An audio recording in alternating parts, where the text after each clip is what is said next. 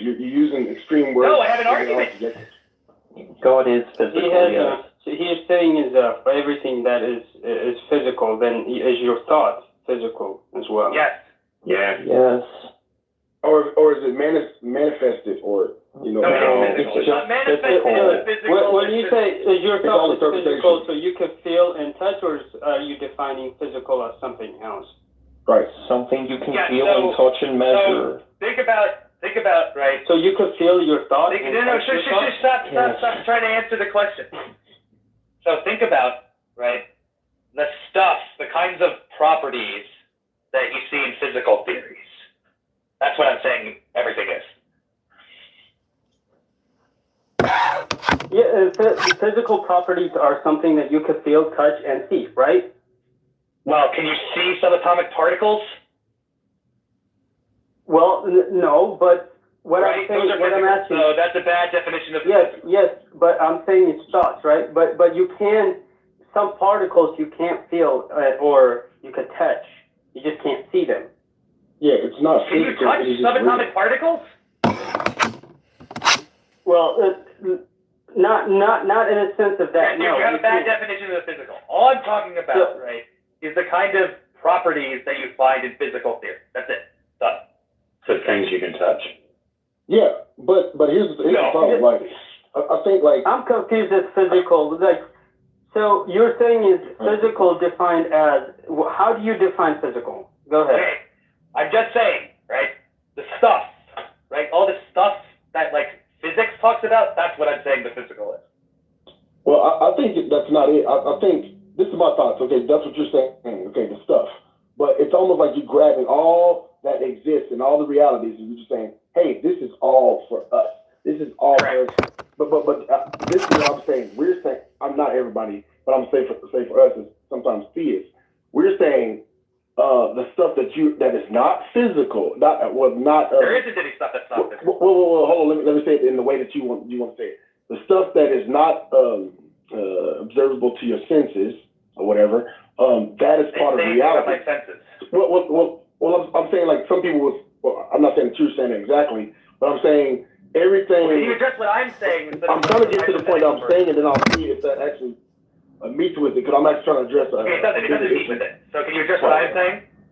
Yeah, but I'm trying to actually finish my thought actually, and then because it may not be exactly. Then address what I'm saying after, please. Thank you. Yeah, got you, brother. Yeah, my bad. I was trying to say was this. I was saying, okay, so the things that are not observable to the body and the human may just be, but they just may be reality. Things that are just real, like what did y'all say? Subparticles. What did y'all say? Subatomic particles. Yeah. Subatomic. Sorry, I was thinking about something. I don't know what I was doing. But so those things which you cannot really so much interact with or smell or whatever, those things are just part of reality, which is, in a sense, as far as physics, we see that as that's exactly the reality in which God, which is spirit, interacts with us. Nobody thinks subatomic particles are spirits. No, so things that are not seeable. I hope he's not saying that. Don't underestimate I think everything that is manifested as physical comes from something that is. Okay, but I'm telling you, everything that is manifested as physical comes from something that's physical and not from something that's spiritual. That's what I'm telling you. Yeah, you could argue that, just like in a game, you can say everything that comes from every game character. But are they physical? That's something comes from physical. But it comes from another realm, though. When you think of a game, everything that is there's no other realm. Polygons, everything polygons. If you're looking at, I don't know why you're talking about polygons. I'm trying to give you an analogy about the physical realm here, because you're talking about atoms, you're talking about everything that's manifested and generated. So I said, yes, things are generated in its own category. That's cool, and it may manifest other things, but it comes from another realm. So in which there's no other realm. No, that's not true. Well, let's explain that. Cartoon fantasizing. That's like someone addicted to cartoon but action shows and stuff. Well, creative people can actually make things actually more like make it react. Creative people can imagine a lot. Like you're trying to give you off actually a song. Creative people make up shit and pretend like it's real. Yes, they play house with the real world.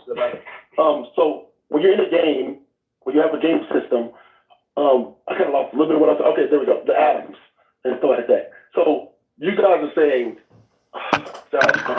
whoever that was, freaking, I really just... Me. I can't remember what these... Piper's the one you're talking to mostly. Okay, thanks, Piper. What was the statement that you said about reality or something? You said you oppose something. Reality is all physical. There's nothing non-physical. So physical, can you explain the definition again, what you said? Yeah, so the stuff that physics talks about. Starts with us, you said? You see, that's what this physics is in general the understanding in which how matters interact, right? Motion and everything. Matter, energy, space, and time. Matter, Exactly. energy, subatomic particles, yes, it's all part of physics. Yeah, so like we are trying to discuss outside of that. Like you There's say, nothing thought, outside. There is no outside of that. That would mean to say, let's discuss nothingness. Let's talk about no thing. Well, no. Yeah, the reason why you me argue for the decent thing. Anyway, so no, I'm saying that there isn't anything outside of that. So that's what. Well, I don't like. That's what I'm trying to understand, right? So you're saying it's thought is within physics, right? Correct. It acts within physics. Correct. So can you feel and like understand thought? What do you mean feel? I can understand thoughts. What does feel mean in this context? I don't get it. Like feel and like so the understanding of physics is right is the calculation in which a physical thing operates, right? Through motion, the time, just like he said, right? The matter, right? Can you do that with thoughts? Can you calculate thoughts? Because you can calculate motion, right? You can calculate time. You can calculate matter. Can you calculate thoughts? That's my question. Yes, they can be measured In in principle. physical space. How do you measure thoughts? Talk to a neurologist or an interrogator, someone who uses a polygraph sensor or other tools like an MRI to look at the brain and the brain's chemistry.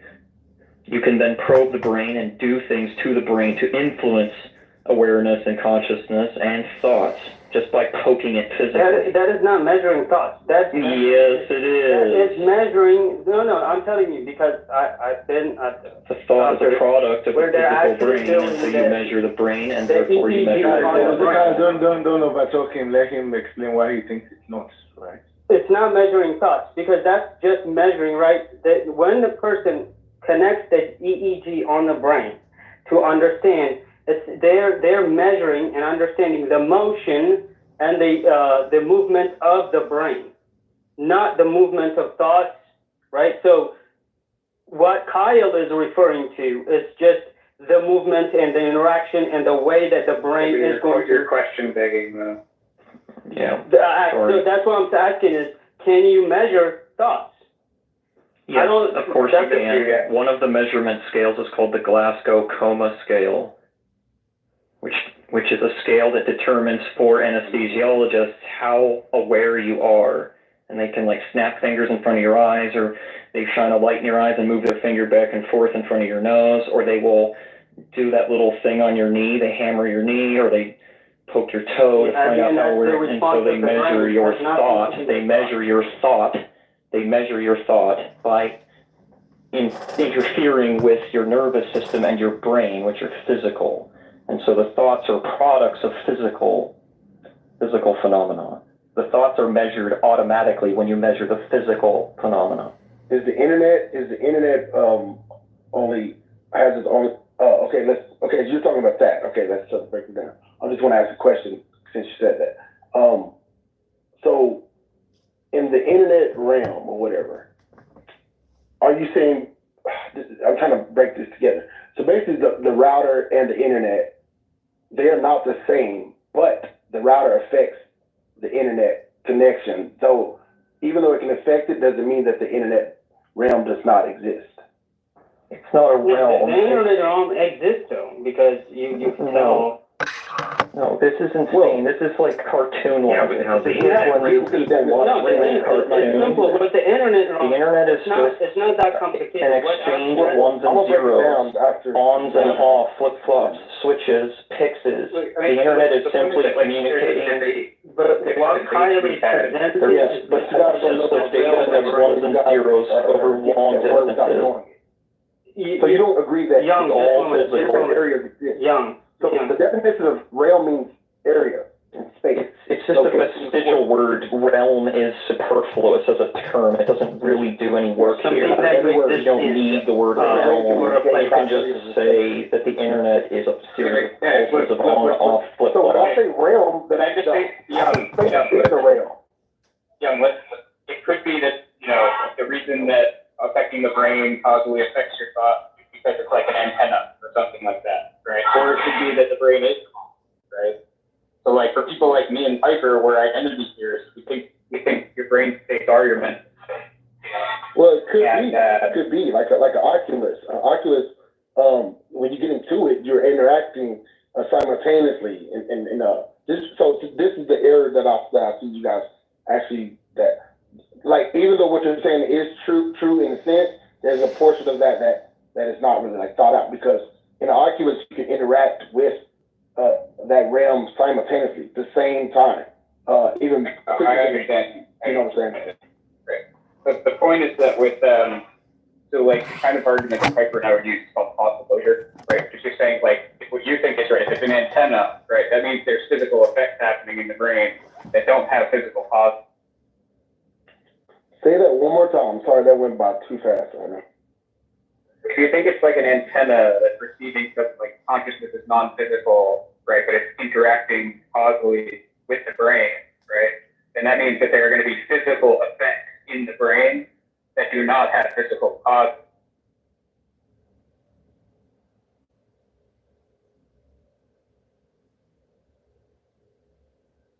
And what is that supposed to mean? I guess I don't know. We have like no evidence for that. Is like the reason that Piper and I reject that, right? So not only do we have no evidence for that, but in fact we have strong evidence for thinking that, the physical processes, facts, events in the brain actually all do have physical cause. And therefore, you're making basically, even though there is, in a sense, a non-physical part in our realm or in our reality, you're making, because there is no evidence for that. Therefore, you're going to make it physical. We reject right? that there is anything like that. Exactly. That's what I'm saying. You reject it completely, or you say there is Yeah. no we haven't really source or find out that it's separated from the physical. No, I mean I reject that there is anything non-physical. Okay, so that's what I'm saying is that's why I disagree with you and also Kyle in the way that he's explaining the measurement of thoughts that he concluded. It's not that when you are actually testing those, like if your needs are like responsive, or if your brain waves, right, when the person is connected to a EEG, right? According to your view, right? Yeah, I understand, but like according to your view, the things going on in the brain are not thoughts, right? But according to my view, Yeah. they are. Those are like what Kyle is responding to is those are the brain is responding to the physical things, which is the arm and leg, how it's moving it, right?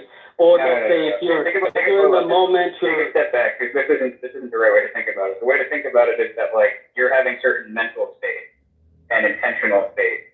And say you move your arm to go pick up a glass of water off the table, right?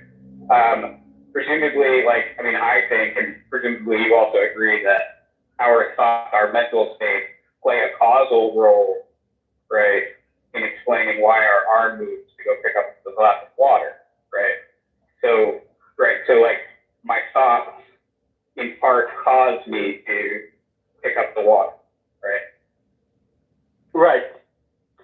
Right. So, like, the point there is that if you think that those thoughts are non-physical, right, that there will be physical effects happening in your body that do not have a physical cause. That's like they're non-physical, right? Operating, right? Making the physical thing operate, right? That's Yeah, literally what you're I'm saying. There's a non-physical cause, right, that has a physical effect, right? Yes, in that moment when you say like when my arm is picking up something, right? Now, Right. when our brain thinks outside of that, not just picking up or moving our bodies, right? Those thoughts that exist or linger in your brain, right? They're not measured by electronics like what Kyle is bringing out, right? Of course they Because are. you cannot hook up to the person in the computer and say and write out the person's thoughts. Right. Well, not with present technology, right? But actually, they're making some serious advances on doing that, right? Because the point is that, like, I think in principle you could do that, right? In principle, right? We don't have, again, they're called the level of access devices. They're USB enabled. All of this is present and current. I mean, I don't know what I'll have to see that. We'll see. Well, I don't know exactly what Kyle's talking about, but maybe I'm not. Now the EEG and all that stuff that you're talking about, I've been seeing those things, and they are only a measurement to the physical brain, not anything outside of that. So Well, look, when Kyle, the brain clearly is you're not not talking operating about. properly, they measure it and they say, okay, why is the brain not operating as it should? And then No, they but hold on really quick. Kyle, he's talking about, like, I scan your brain, and then I can tell you exactly what you're thinking right now. He's Right. thinking of some cartoon fantasy about what thoughts are, but thoughts It are is not not a cartoon cartoon fantasy. It's Oh, not. No, but my point is that, brain like, states that are physical. No, They are it is also chemical activity in the nervous I system, agree. which you I can agree. measure, and you can Yeah, but determine what I the agree. thoughts are. Oh, it wasn't that. Right, I agree. In principle, if you had enough information and you had a theory, right, for basically a theory of how the brain produces mental state or is identified as mental state, right? Then if you could gather all the information about the brain, right, of a particular person, you could infer what they're thinking about, right? I think in principle you can do that. I just think that our current technology isn't that advanced. It is. Okay, well, they haven't done this yet, Kyle. So if you want to What do you mean they haven't done it yet? Who's they, and why would they do it, and why would they tell us to do it? Are you like, what is This is why I mentioned switch Do you think there's a- access devices is because special needs students use these brain readers, thought Yeah. readers all the time, but we ignore them because they're like Look, we know that there's okay. or something and they don't matter. No, I'm not- question mark. Dude, please stop. If you're talking about people who are using devices, they even I don't know, they just started doing Neuralink testing and they've had devices for a long time. You know, you can control a mouse with a computer or something like that, right, with the brain. But what we're talking about is looking at the brain of a person, right? And then just from that information saying they're thinking about, a red apple. No, They that's not what you're talking do have that on about. That is what we were just talking about. Exactly what You're we're talking about a non-physical source, Right. which is Sully, I was referenced. just looking that up the other A day. non-physical it. There's no such thing as an it Hold on, pronoun Kyle. attached to a non-physics. Hold on. Look, I'm a physicalist, Kyle. You get that, right? They do have a really rudimentary aspect of that going on. Wait, I have the same position as you. I think that mental states are brain states, right? And I think you can measure that, right? I agree. And I'm saying, in principle, you could figure out what a person is thinking about by analyzing their brain. I'm saying in principle, right? I'm just saying current technology. Okay, then you show me a study where they've started, mind reading people by scanning their brain. Go look at the Okay, I just addressed that. That's not reading their thoughts. Of course right? it is. Exactly. Go look. Oh my God. If what Kyle is presenting is to be that, then we would have by now have the sources If people to leave find and out they yell at why me when they a don't person want to is go. Kyle, I know about that, dude. I know about that. We know. We're talking about. It's not something I need to learn about. In fact, I already told you. Apparently it is. The position that you have. Dude, you're so fucking stupid. It's not even funny. Right, whatever. I agree with your position, right?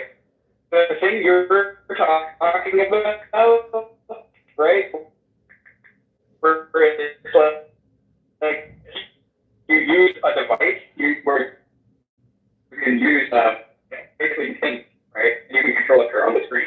Or a lie detector. Sensor, right? It's reading your brain anyway.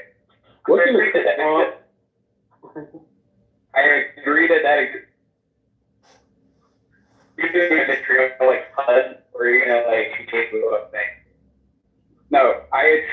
what you said. I addressed what you said just now, right? There's these devices that they can use to control. I agree. Are you deaf?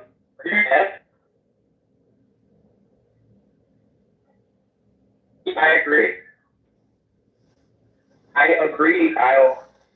Okay, Kyle, we're talking about in practice, right? Can I put a device on your brain? Look, this is something that they tell you the content of what you're thinking about. Like if you're thinking about the Golden Gate Bridge, right? I could scan your brain, and in principle, I could figure out that's what you're thinking about, right?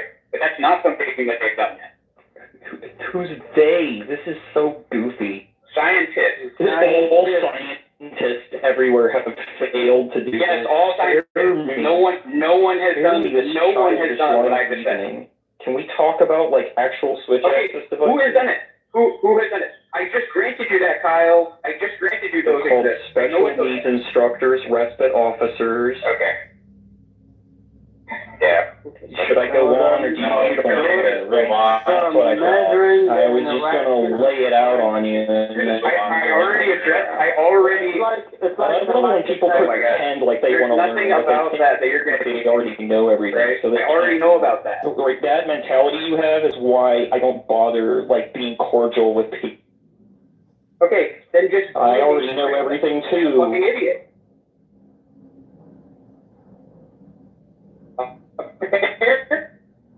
No, I know everything, and you're wrong. Do you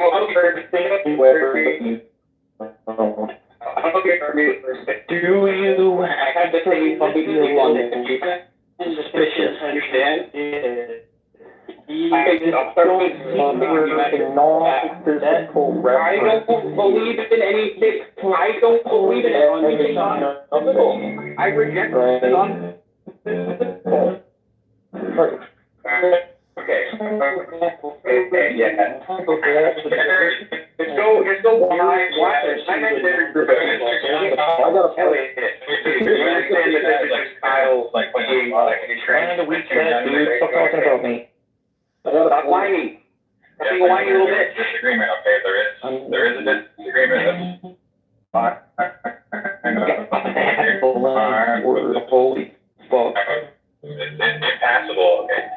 It's just like tell people whatever you need to, dude. Whatever makes you feel better. Yeah, I will. You're still whining. So I have a question about Still trying to muscle me for the last word. Are we gonna let John talk? Okay. Oh, now you're crying. You guys are awesome guys. This is you the entire time. Oh, wait. Okay. You guys are both being, I was gonna say this, like, so is there anything? So I'm gonna address these two things. I believe that everything that is natural, it comes from a supernatural being, and anything, and quote unquote supernatural, is only natural to a supernatural being. And what I mean is this: miracles is only natural to God.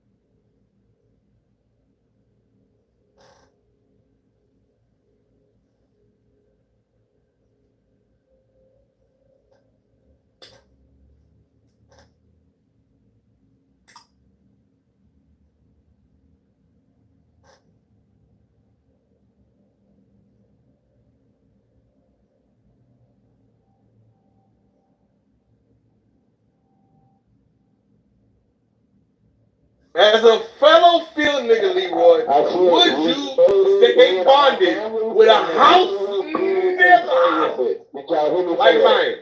It's a yes or no. Lion and Leroy, it's a yes or no. You see how this house nigga think he gonna just over talk about? Cause look, I can't read, right? And I can barely speak. but this house nigga fucking reading the whole time.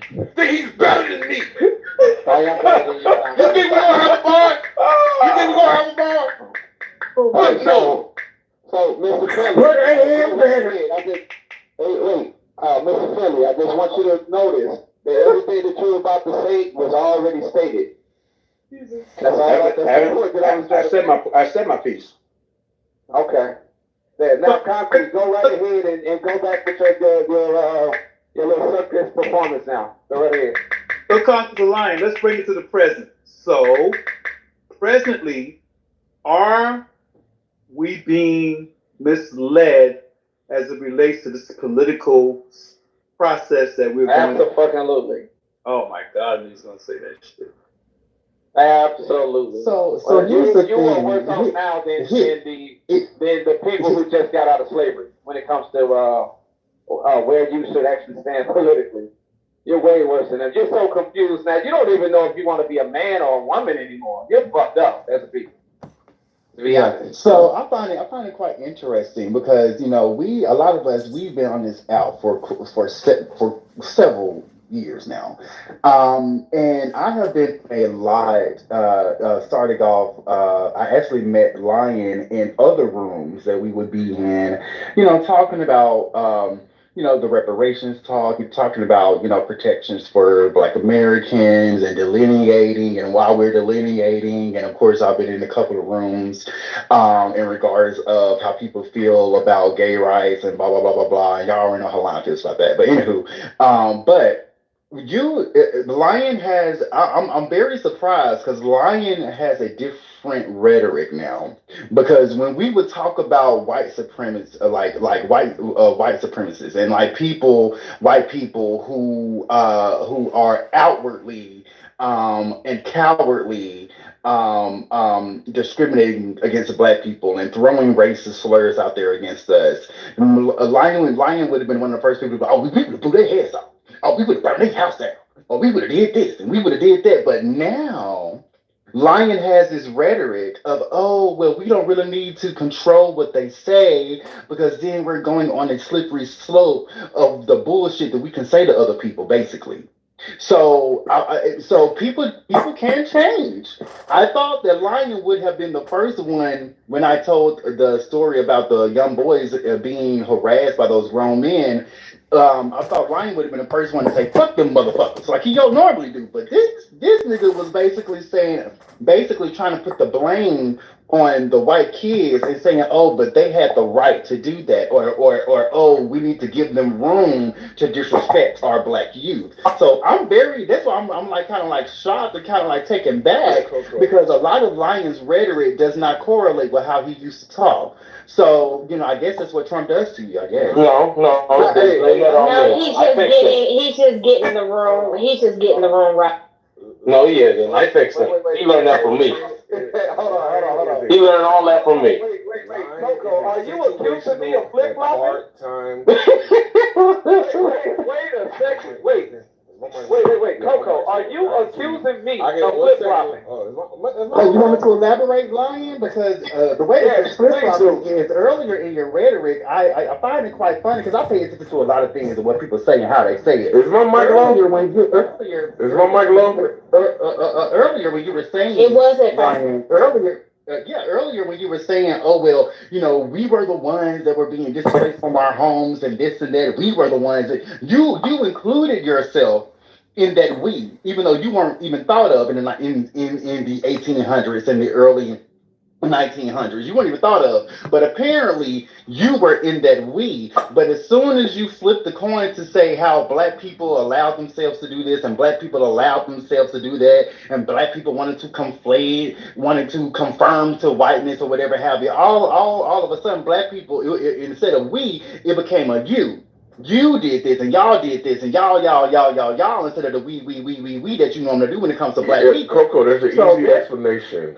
Lion is a part-time. Lion is a part-time situational coon. There's no. It is surprising. Yes, he is.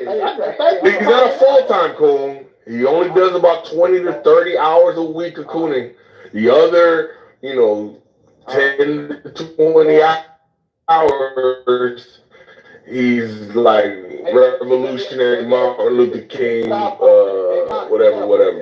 No, you can just shut up too, Lion. You don't have to fucking talk every 5 seconds, Lion. You don't have to respond every time somebody. Let's wait till this nigga get done. Go right ahead, finish. Go ahead, get it all out, Congressman. We're all privileged, bitch. No. All right, Coco. Can you please point out where did black people actually go wrong? Out of all of the shit that you've seen, what can we identify the fault on black people? I can agree with you to where, in regards of the loss of community, I can definitely agree with you on that. When we started integrating, yes. When we started integrating, we lost sense of the black community and just wanted to be a part of everybody else's community. So I will, yes. And when we did that, what happened to our community? There was no money coming back into our community. There was no nourishment coming back to our community. There was no support coming back to our community. Right. So when our community decided to get on board with abortion, who was pushing back against that? Or were we all unanimously for it or against it? In regards to abortion, so in other words, who's the coon? Who's really the coon here? You see? I'm not understanding what you're saying. So let me put it like this. Let me help you out. You're welcome, Lion. You're welcome.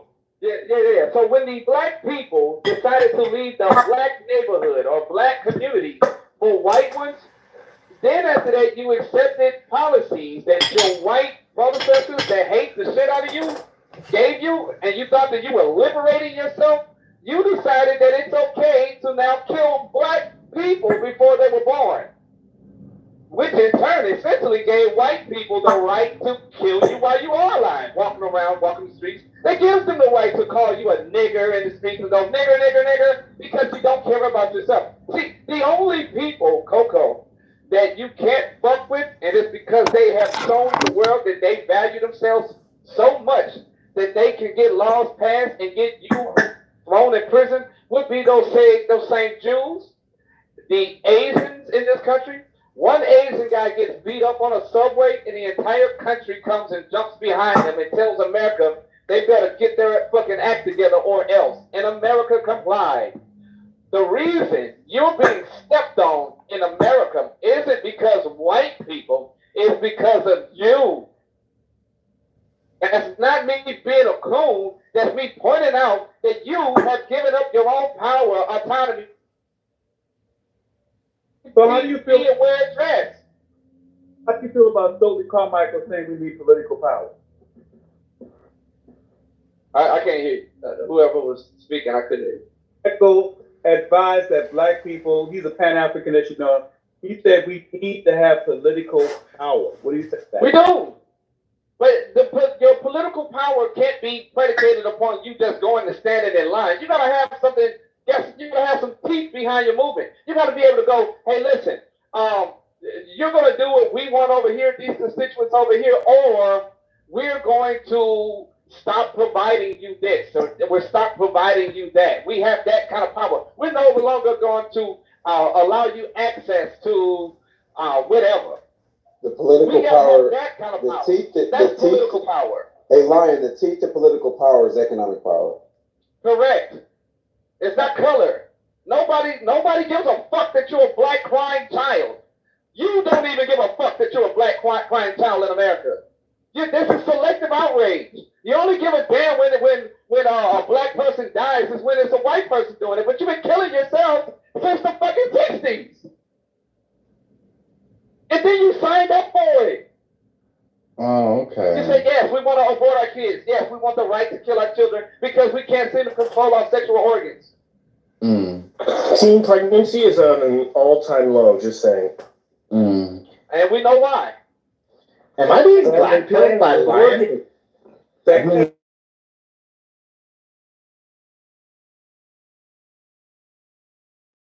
And that's the birth control. People who are not choosing to have kids are people in their 20s and 30s. And incidentally, more abortions happen in that. We as people, Coco, cannot scream on one hand. Remember the selective outrage. We can't scream on the right hand that, hey, listen, look what they're doing to us, look what they're doing to us. this is shameful. We going through all of this slavery, blah, blah, blah stuff. And then on the other hand, fight for the white people to give us the right to kill our babies. Because it's convenient for us, because we're afraid that we're going to lose our job, or I can't go on the girls' night trip, or the nigga that I fucked at the damn club don't want to be a daddy. Because I'm not responsible. You're not. What you're doing is showing that you're a minor and you are not capable of controlling your own affairs. You do not mentally hold the capacity to control your life. You need a white man to save you from yourself. That's what you're saying. And I'm not the coon here. You are. If you are a grown man or woman, you don't need nobody telling you what the fuck to do. So, mind you, I'm saying this based off of the encounter that I told you about earlier, right? Now, in regards of abortions, I'm not going to even I'm all for people having a choice to do whatever the fuck they want to do with their body. Now, I'm not a woman, and I can't get pregnant, and I don't know the health repercussions in regards to a woman getting abortions, because that can negatively affect her health as well. But I'm going to let women take the torch in regards of that aspect, because I am not a woman. I cannot get pregnant.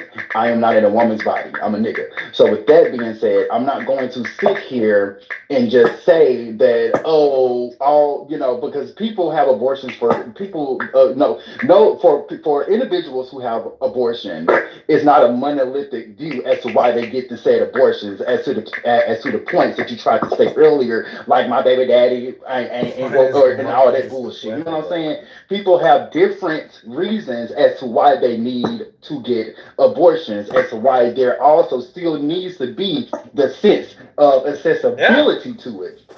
Because people still are going to need it. You know what I'm saying? So just with that being said, is when you allow people to have the choice and have autonomy over their bodies, that gives them the room to have that choice. And for women, I think women deserve that choice in regards to how it affects their bodies.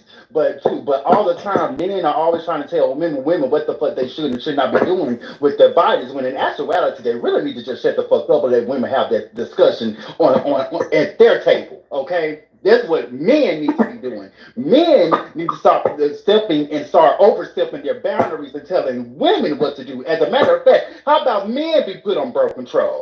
How about men get hysterectomies and all that shit? You know what I'm saying? They can't get hysterectomies. Yeah, you know what I'm saying. The vasectomies are essentially sterilizing men because they're not always reversible. Okay. But just with that being said, I am solely speaking on the issue that I was talking about earlier in regards to picking and choosing what outrage would be. What do you mean outrage? What is you talking about? What do you mean I'm selecting and picking it? Lion, you have known me for quite a while on this app. I have always had the same. I said on this app. I said on this app.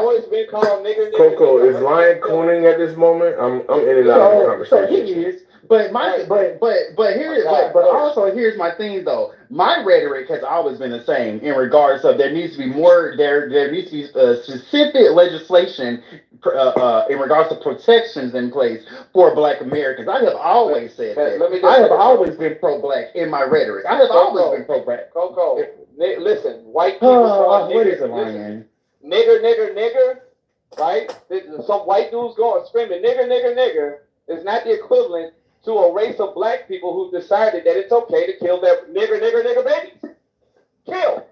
So you're conflating. So here's the thing: you like to conflate things that have absolutely nothing to do with each other. Okay?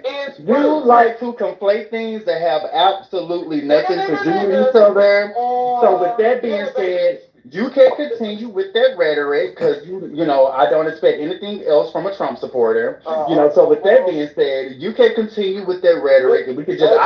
I'm a type of person that can agree to disagree. We just going to have to disagree on that aspect. And I'm gonna land it there. Thank you so much for your day. We can't agree to disagree because this is just completely polar opposites here. nigger, or kill the babies. The same niggers that are out there beatboxing on the little drumsticks and shit out there in Nashville trying to make $1, panhandling. Nigger. Yeah, Coco, do you know what point he's trying to make? Because it's obviously those are two different things. Do you know why he's repeating himself? Oh, selective outrage. This is a great point. Outrage. This is a great cool point. Very good. Very cool.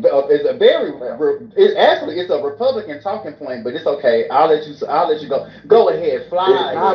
It's basically saying that when you're having a singular conversation, if you don't talk about everything else that you're concerned with, then obviously you're not concerned about those things, right? So if we're talking about abortion right now, then we have to talk about police brutality, we have to talk about diabetes, we got to talk about mass incarceration, we got to talk about mosquitoes in Africa, we got to talk about hunger, we got to talk about global warming. If you don't talk about global warming in the same moment you're talking about, if you're not talking about that in the same moment, then obviously you don't care, and you're just pretending to be outraged because you don't care about these other issues. But I mean, you know this line doesn't never go on mute. Like nobody can say anything uninterrupted. There's always a chirping from the chimpanzee at all fucking times. It's never chimpanzee on mute. It's chimpanzee at all fucking times. So it's the guy that's always coming out the mic to insert himself in everybody's conversations at all times. You're a clown. So, Lion, here's what I have with your correlation, Lion. You cannot sit up there and say, because mind you, people's views on abortions vary, okay? So just because you think that abortions are, you have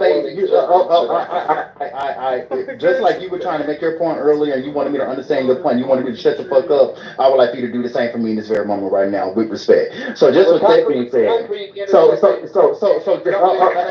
you see, this is what happens when men who don't have emotional intelligence do. This is what they do. Oh my God. This is what they do. This is what they do. When people are trying to actually have an intellectual conversation or an intellectual discourse, they want to freaking throw a pen in it and throw a motherfucking ball in it and try to get people distracted and to not actually talk about the points, especially the nonsense ass points that they made. Can you point out my? Oh, okay. So with that being said, when you are talking about abortions and then you're correlating that and making that the excuse as to, oh well, black people get abortions, so these white men, they deserve to be racist to your youth. What? Make it make sense. Make it make sense. Okay. When people like I specifically stated earlier a few moments ago, people get abortions for many different reasons. People's views on abortions are going to vary. Like even in one household, one person may think this about abortions, the next person may think this about abortions, and then the next person may think that about abortions. No one person or nobody. Everybody's going to have a different view on abortions. Not everybody's going to have the lion's view of abortions. So for you to correlate your lion's view on abortions, it didn't make that the justification as to why white men need to be harassing our black youth, when all races of white men, they all have the same rhetoric, they all have the same thought process in mind when it comes to us black people. Okay, fight back, Lion. But you're saying they have the right and they have the privilege and they have the means and they must do that simply because black people get abortions. That's what Coco, you need to stop cooking this nigga. He gotta go home. It's gonna be nothing left when you cook this nigga all the way. Booty clapping for Coco. Shut the fuck up and move out the way, boy. So, Coco, listen to me really clearly. Since 1971, the black community has aborted over 26 million children. That would have gave you, if you could think outside of the box, and I strongly implore you just try it this one time and not from an emotion, that would have made you one of the largest voting blocks in the country in 2024. Lion, what does that have to do with people being called nigga to their face, Lion? All right, so Make the connection, Lion. I was hoping, all right, no problem, I can make the connection. So since you're a minority and you wanted it so, since you love being 13% of the population, that makes you easily in this country somebody that everyone over to notice you. But if you had the population is power. People equal power. So with that, hey, Concrete, get out the way. So with that also said, you would also have an even stronger, about 2024, an even stronger economic voting bloc. That means more people. You got a whole fucking continent of black people, you fucking weirdo. That's a dumb argument. He thought you were good. He thought you were cooking. And you sat there and you fucking long-winded us to death with that dumbass argument. Go to sleep. This is the only way that this chip understands. We're going to do it this way. When you have a larger population that gives you better percentage, you know that census thing that you got to take every 10 years? This would have helped your bitch ass out, Concrete, and you would have had more power in this fucking country. Concrete, you goddamn chimp. Why don't you shut the fuck up and let somebody understand something instead of always coming in like the little bitch ass nigga that you are, screaming for attention because nobody want to give you nothing. Man, I should have had somebody aboard you. Now, the point is simply this, sir. Whites give you that. They gave you the right to kill your children. They made it accessible for you to kill your children to maintain your population, to make you not a threat. Coco, understand? Yes, I think you understand now. That also means because you're a small population, that gives everybody else the right to come in, like every other demographic, and step all over you. Understand? Yes, I think you understand. You get it? You see how it connects? No. And because you don't give a fuck about your own kids, they don't have to either. Understand? Okay. Yes, I think you understand.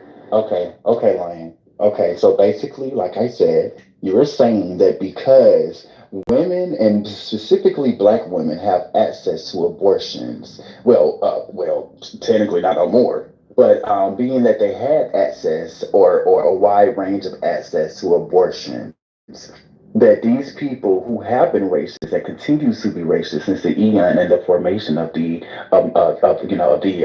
American Constitution, that white men and just white people in general are allowed to disrespect our black youth. Now, mind you, this is coming from the same person who said that we need to burn all these motherfuckers down. That's verbatim. That's something that you used to say, Lion. So this type of rhetoric that you have right now is definitely due to Trump. It's definitely due to Trump. Coco, ask anybody in this room has their position changed. I don't think. Hey, watch this, Nathan. Watch this, Nathan. When I came in this room, what did I say? Who used to call me a genocidal maniac? So, Nathan man. so I can't attribute Lions. Is it changed? I can't attribute Lions' views to Trump. They're not Trumpian views. I agree that abortion is not Trump's views. I agree that abortion has not been good for our community. I totally agree with that point. Saying there was a what's the term? Lion? A eugenicist. She wasn't into eugenics. She did, that was the beginning, the beginnings of Planned Parenthood. Have they morphed into something different? Yeah, but you could argue that the roots are still there, the original intent's still there. We have certainly aborted millions of babies, tens of millions of babies. That's certainly an argument. You can have the argument about the fact that if we had more population, we'd have more power. That's arguable because to Concrete's point, freaking South Africa, they certainly didn't have the power for many, many years. They just got it. And they've just regained their power. I think they're heading for a revolution between me, you, and I think they are. And what's happening in South Africa? I'll put it in Discord, Finley. Yeah, South Africa is like, I think they head for a revolution. The blacks threw the whites out of power. Thank you. Particularly the lower middle class whites, the upper class. And where are they living? I can tell you where these white people are living. In the squalors that the blacks use. Yeah, we got over the half bed, Coco. The wealthy, but that's like the middle and lower class whites. The wealthy whites still have a lot of power, and they still hold a lot of positions of power. Give it time. Right. That's why I said I think they're heading for a revolution. And again, that's why I said it's arguable, right? Because there's certainly evidence on both sides to argue that point. I don't know. I don't know that America would have been able to avoid had we had the numbers, right? I don't know that white America, because we've seen it, right? There's been every time blacks have made any advancements in this country, there's been a white backlash. Every single freaking time, there's been a freaking white backlash. Even as recent as Barack Obama and the anti-Obama, which is Donald Trump, right? And we can argue that point, right? But there's certainly arguments on both sides, but to the only reason I chimed in was just to kind of give credence. Lion's point of view is not Trump's, because there are plenty of black, liberals and conservatives that share that viewpoint with respect to, especially the abortion piece. I was being facetious when I said that. Of course, it's not like a Trump review. I was just trolling when I said, "Oh, it's because of Trump." What I'm saying, I like how you walked that back there. Good job.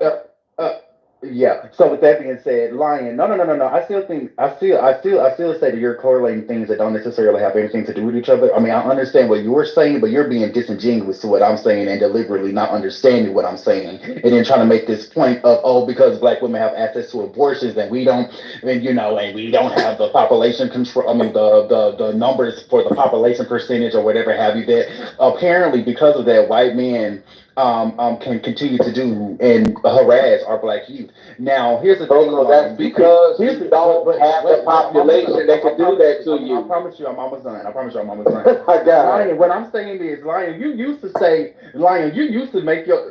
do this. Lion would be the type of person that would be like, oh yeah, I don't believe in abortions, and Lion would still have his view about abortions, but then still say kill the racist motherfuckers, or like do something with the racist motherfuckers. No, I would tell you all the time that I'm pro-abortion as long as it's for whites. I also said I'm pro-gay as long as it's for whites, and I also said that I'm pro-free drugs as long as it's for whites. And you remember that. Get it right, sir. But what about the Jews? Am I talking? Wait, what? Am I talking? What? No, sorry, bad joke. Sorry, calm down, again. I'm talking about a black issue right now, and he's talking about something that he said for white people. That's what I'm talking about. Think about everything. No, you try to use my own talking points. I am. Get out the gay card. I told you the three things that I'm pro racist and what they do, and it's the same thing. What they are currently doing to our black youth. Okay. Oh my God, Coco, you're not listening. You're really not listening. No, you're not listening. Okay. You're really not. You just want to make an argument. You're not listening. You're acting like fourth right now. Here's the thing, Lion. I understand what you're saying. And what am I saying? Still make my argument, bro. I understand what you're saying, and because I understand what you're saying, I'm able to say, bitch, you can't correlate the motherfucking two, and I'm going to stand down on that. So with that motherfucking said, I understand, but I still disagree. But you are saying because I don't agree with you that I don't understand, and that's where the confusion is, because I understand what you're saying, I just disagree with it. I personally, I don't think your statement. From your statement, I don't think you're understand what I'm saying at all. Lion used to be the type of person that would still call out racist motherfuckers, but then still say, I don't want an abortion for our black community. But he would still call out the racist motherfuckers. But what Lion is doing now is he's coddling and pandering to the not listening. Because black women are not listening at all to what I'm saying at all. No. Can I go next? To yourself. Yes, Nathan, please, Nathan, save us. To yourself. Save us. I'm gonna smoke a blunt. So Lion, this is why I'm gonna disagree with you, bro. I don't think it's the abortion that some women opt into. That's the detriment of like the black community, and that allows black people to say, hey, I'm on the side. You didn't say side, I'm sorry. Hey, it's better for us to kill ourselves than let white people kill us or something like that. I think that the solution to stopping black on black violence the majority of the time is to stop these women who are unprepared to have kids from producing those kids. So to me, the solution is abortion. It isn't the detriment. It is the solution. So if you take off less children who parents who don't want them, who just leave the environment, the streets, to raise them, then we'll see less black on black violence. All right, so let me respond. Let me respond to that, Nathan. That's not the solution. That's just another effect. What the actual solution is something that most people, even on both sides of the political spectrum, are still unwilling to outright agree with. And it's really basic. It goes something like this: how are babies born? So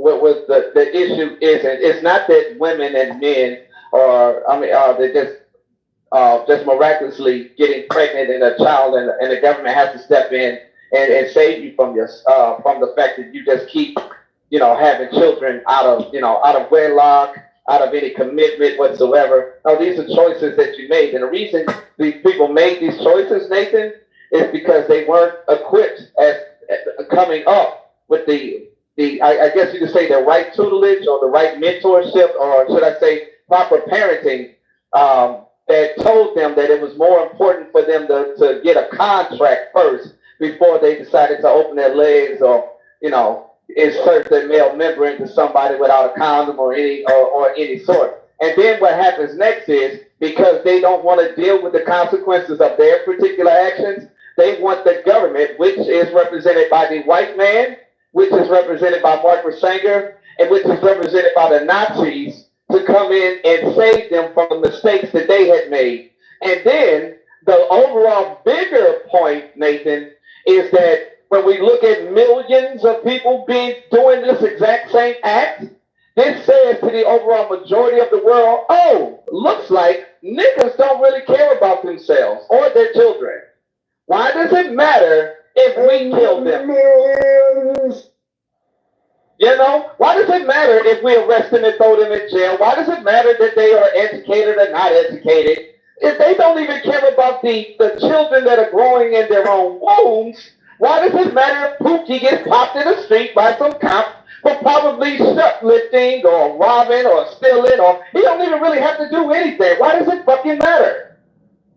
If life doesn't matter to the very people, then it's nothing but selective outrage.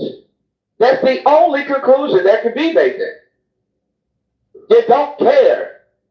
Your neighborhoods are in shambles, not because you don't have because it's just a ghetto and it just happened on its own. Your neighborhoods look like shit because you don't care about your neighborhoods. You don't clean up after yourselves. You don't cut the weeds that are growing on the other properties. You don't spend any money providing for that stuff. That's the reason why it's the hood. You let anybody come up and down your streets. You allow people to stand on your corners and sell drugs. You allow people to sell their ass on the other corner because you think they got the right to do it. While your children got to go to school and walk in between these fucking derelicts. Degenerate. You allow it to happen. Ryan, if you don't mind, can you just lay out your point? I'm done now. I'm done. Can you lay out what's the point one more time? The point is, you went into so many things. All right. I'll simplify it really quickly. I went. That's fine. I did it the long way because I don't like to go over and over. So, yes, the white man is the devil. He's the fucking serpent on planet Earth. But guess what? You let the serpent into the house. You made him a cup of coffee. You sat him in there. You go ahead and be booty clapping for him. You allow him to hang out with your kids. You allow him to educate your kids. Then you complain that the devil bit your kids. What did you expect him to be? Other than what he is. Lion, can I be honest with you? Here's my honesty. Answering Mike. What's up, Leroy? He was answering my question in the context of where we are now as opposed to where we were and what we had. The very thing. Come on, guys. The very thing that we want so much for now, we had it and we dropped the ball and let it go. Nobody disagrees with Lion. Everybody agrees with Lion. What do you mean by you had it? You had what? We were building an economic foundation. There was family structure and order. But there was family structure, but what else did you have? Economic order. We had business. What else do you need, Score? Okay. That's what you need. Honestly speaking, there was no economic. That's what gives you leverage. Yeah, but there was family structure, but there wasn't anything much after that. That's all. Yeah, there was. There were plenty of black businesses in America. What are you talking about? No. There still is black businesses in America, man. Correct, but I think people. There's more now for foundation because we wanted to integrate. Okay, and by what year period are we talking about? We moved away from the very foundation we had built. Okay, let's play facts today. What year period are we talking about? Bro, listen, oftentimes people think that black people just dropped everything when they were doing the Great Migration, right? When they was leaving the South to go out to like the Midwest and the North, they didn't drop everything. And their family was there. The cousins and all those the grandparents that had kids, the kids that had kids. They stayed here. Those individuals stayed in the South. When you talk about the ones who left the South, they didn't leave with anything. They left with a hope and a dream. So they're still trying to make it seem like about the education of how to build the family structure and keep that when they left. That was part of what messed them up when they went all these New York and West Coast. That's what broke. And the majority of black people are still in the South, bro. In those cities, right there where they're at now. All these and that's what people don't remember. That's where it's most broken up. Why? Because they didn't keep the same structure that was in what they learned from the South. Two different type of black people, and I think people often confuse that. They got to remember the southern Negro and the North Negro are totally different. You might catch the North Negro going into places being all loud and everything like that, right? But the Southern Negro knows their manners. They grew up in a place where the whip was there to teach a person a lesson. And I think Lion needs to understand that. Don't try to conflate the Southern Negro and the Northern Negro like they're the same, bro. All skin folk ain't kinfolk. Yeah, but can we talk about what time period people are talking about? It was about the mentality of what it took to grow. Forrest, what time period are we talking about? What do you mean? What time period? When they had businesses?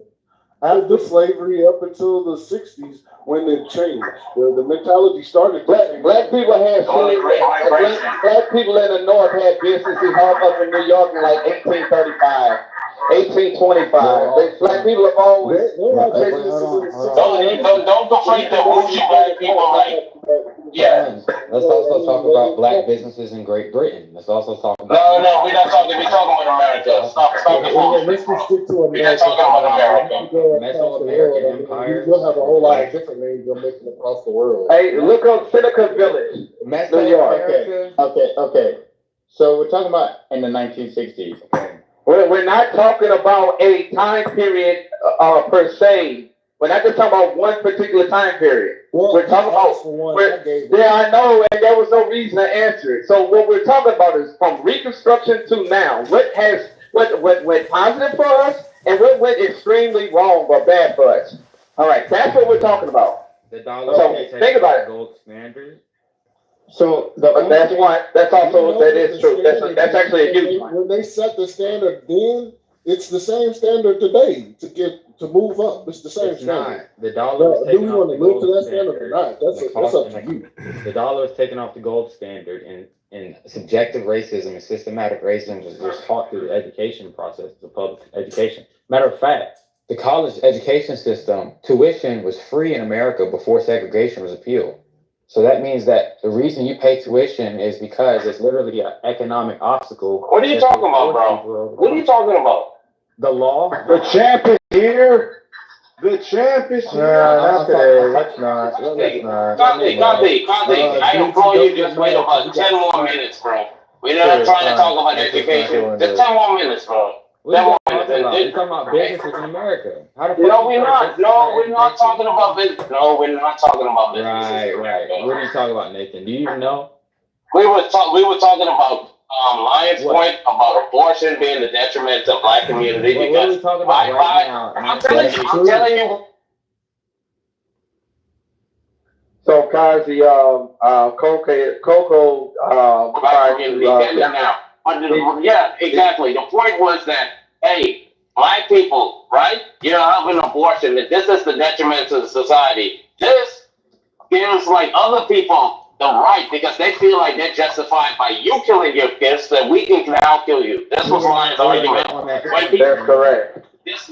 Thank you. So you thought you're wrong. This is what you're wrong. Be a man. This is what we're talking about. Be a man, bro. You're not even paying your. Let's be So honest. anyway, Kazi's right again. Kazi's right again. We're in the context of the conversation right now for the past. No, yes, this is the conversation. We were trying to get an explanation on the. No, we wasn't trying to talk about this. I brought up abortions, Kazi, because it was to a bigger point, and I was making an argument about selective outrage. He brought up Coco brought up the point about the children that had got harassed in Tennessee because a bunch of white people were protesting, calling them niggers. You understand? So my position was contrary to that position, which is, well, that wouldn't have never happened if those boys had fathers, and that those fathers came from a strong network of other men. You don't fuck. In other words, nobody is going to go fuck with Hell's Angels, are they, Kazi? Is anybody, including Rick Ross, going to go and start shit with the Hell's Angels? No, and why is that? Is it because they have a reputation that if you fuck them, they are going to kill all of you? You're gonna crash out. Correct. So guess what? If you had the numbers and people knew this about you, you could retain that respect. And those poor black children that only got their mothers in Tennessee, those white boys would have said, "Hey man, no, fuck that. No, leave them alone. I don't need no problems. We don't need no problems. Let's just do our little protest. Let's protest the government. Don't fuck with the niggas. Leave them alone." And that's what would have happened. But because you don't have that network, as I said, of men, real men, that are going to stand for their image. A man is right, and then you got anybody can come and step on you, just like it was in high school, just like it was in any street, just like it is. Just like it is in any government. If America is seen as weak, all of a sudden, all of America's enemies decide that they're going to want to try to step on you. This is just a natural behavior of human beings. All right, thank you. Go right ahead, Concrete. Thank you. So say whatever stupid shit you want. Yeah, for your argument. Ask a question. Because I'm No. new to the space. No. Is it the same? No. You asked the question. You asked, and I said no. I did not your request. Is it the same group of people every day in this room that holds the mic every day? You notice that, right? Yes. You notice that too, right? Is the same thing in every room? Is the same thing on every platform? Everywhere First though, it's normally not like this. First though, it's normally not like this. Everywhere. To us every day to complain. Finally button to the top right. Everywhere where there's not a deliberate policy of spreading the mic, you are going to get personalities who are going to dominate the mic. Now, if you were to implement a policy where you have to spread the mic, then you get those type of rooms. It's just a natural thing that humans do unless there was some other thing in place. So anyway, the point is, Lion is ignoring that if you were to just eliminate black abortions in America, you would still be outnumbered. So that whole Hell's Angel, blah, blah, blah, blah, blah, doesn't apply because white people will still outnumber you and they still not give a fuck about you. And such that they will still call you nigga, right? No matter how many people you have. And also, they would do so if it's the case that they could take, that there is a power, let's say, imbalance, right? The kids have a power, the kids have a power imbalance with adults, obviously, and they took advantage of it. That doesn't matter if you had all the entire fucking population. That's what humans do. Humans do wild, crazy shit whenever they get the opportunity. Number three, Lion is forgetting that if abortion for blacks was illegal, then abortion for whites would be also illegal, and the white number would be more such that you still have this imbalance of power. So no matter how you slice it, Lion, this is a dumbass argument that you use to hide your coonery, because Coco fucking backed you into a corner intellectually, smacked you about the face and the body, and you had nothing to respond to it. All right, so let me respond to that stupid ass non-statement. So, Concrete, what's 45 million plus 26 million? Does this invalidate anything that I said? Yeah, it does actually. All right. Tell me the point that it. Yeah, go ahead and tell me the point that it invalidates. No problem. 45 million plus 26 million is 71 million people. What's the population of the whites in America? Yeah, well, again, tell me the pocket.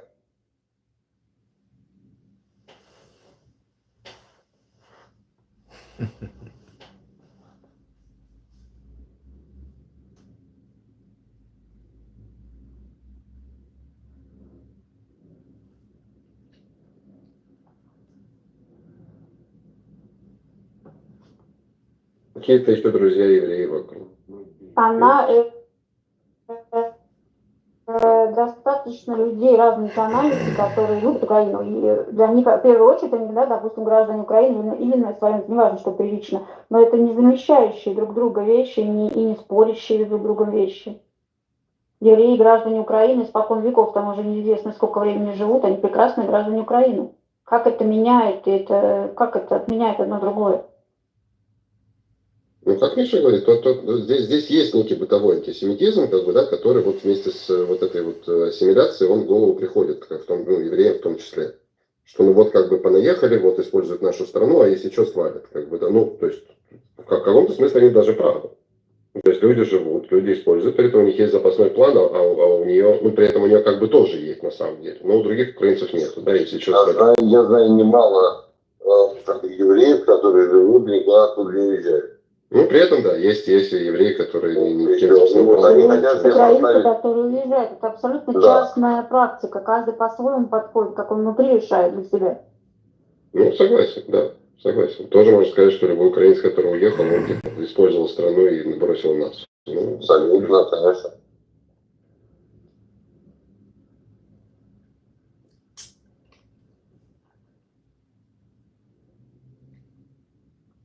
От того, что я там была у вас в Гелеле, да. Ну, слушай, при этом ты понимаешь, да, все-таки разница действительно есть между нами, которые тут как бы мы храбримся, сейчас мы всем дадим по зубам, как бы Америка нам не нужна, как бы и что мы вообще на нее смотрим, и украинцами, которые понимают, что им не дадут и не по зубам. Ну, а я тоже понимаю, что мы без американцев нам будет сложно дать по зубам. Ты понимаешь, а какие-то многие наши не понимают. Ну, а кто-то не понимает, но я прекрасно понимаю и украинцев я не думаю, что это только совсем сумасшедшие, которые верят, что они... Украинцев я тоже знаю людей, которые говорят, будем зубами, будем ногтями, будем чем угодно воевать. Я, кстати, верю, что будут. Таких я тоже слышу, вполне. Я думаю, таких меньшинство. У нас это все-таки целое движение. Да, у них там это... Слушай, Украина сейчас, мне кажется, проходит этап войны за независимость, который мы проходили в 1948 году. И с точки зрения первый раз, с точки зрения вооружения, с точки зрения много чего, понимаешь? Вот. И я очень надеюсь, что они его пройдут и разовьются, и будут страной, у которой будет военный опыт, и, собственно, ВПК. Ну, то есть похоже на ситуацию на Израиль. Но в конечном итоге из этого извлекать надо уроки, смотреть, сказать, на то, что Израиль до сих пор уже по истечении, там, сколько, 70 февраля, сколько, я плохо считаю. Сколько лет, Миш, нам, нашей независимости? Уже 52, 24, 70, больше, 77. Ну, 76, 48-го, по 24 было 76. 76, да. Вот. 76 лет независимости, а мы все еще не очень независимы, скажем так. Мы еще не знаем, кем мы будем, когда вырастем. Да, мы еще не знаем. Мы еще до сих пор ведем нашу войну за независимость. Ну да, но при этом против нас, как бы, да, не Россия, и против нас, например, не Китай какой-нибудь. Если против нас... Да ты что? Я имею в виду не в том смысле, что против политически, а какие-то противостояния. Вот реально, если бы нас Китай закидывал ракетами или Россия, у нас была бы совершенно другая история.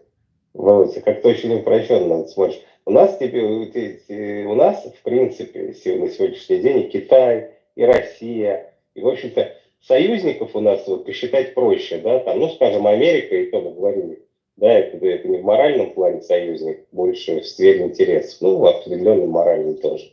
А у Израиля нету как таковых таких прям опор, на которые можно опереться и сказать, то есть вообще нет. У Украины ситуация в этом плане, ее поддерживает 95% либерального свободного мира, ну, хотя бы на словах, да, и даже на делах определенных тоже. В Израиле совершенно обратная ситуация. Ты борешься сегодня не только в военном, политическом, экономическом плане, но и в имиджевом плане. Тебя называют угнетателем, колонизатором, и геноцид и так далее, и так далее. Все вранье мира направлено на тебя. А ты говоришь, Китай, там, Россия. Ну да, надо понимать, что мы достаточно херово противостоим вот этому нарративу, но при этом у нас есть действительно огромное количество сторонников настоящих, которые выйдут за нас там рубашки рвать.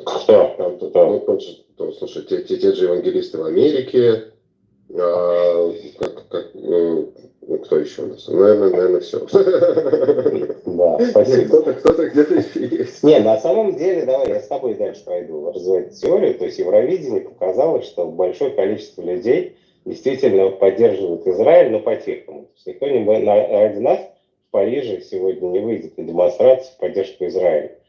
Да, Израиль, пусть Миша меня поправит, но самые популярные моменты в мире Израиля это было после шестидневной войны, когда, да, правильно я говорю?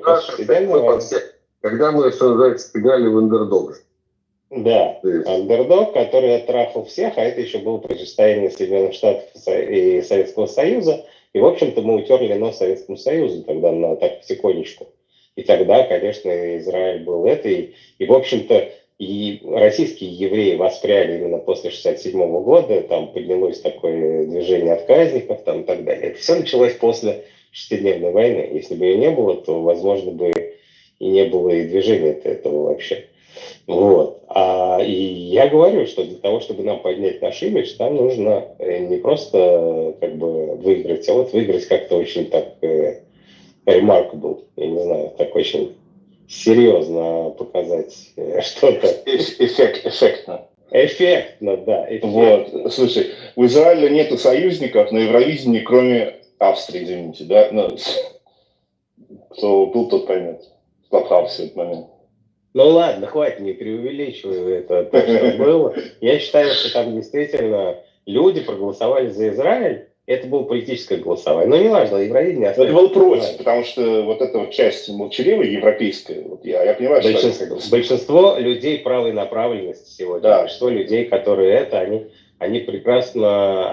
Сегодня... Мне интересно было, брали интервью корреспонденты израильские, поехали во Францию, и брали интервью у еврейской общины и у людей, значит, которые голосуют за право. Еврейская община, все говорят, мы голосуем за право, а правые, все лепеновцы там и так далее, они говорят, что мы поддерживаем Израиль. Вот так вот как бы мир перевернулся. Если раньше мы... Венгрия тебе лучший пример. Ну и Венгрия, и Италия, не только да, Германия, и Германия. АФД, они за Израиль. Я не знаю про АФД, вот я вообще не слышал про АФД.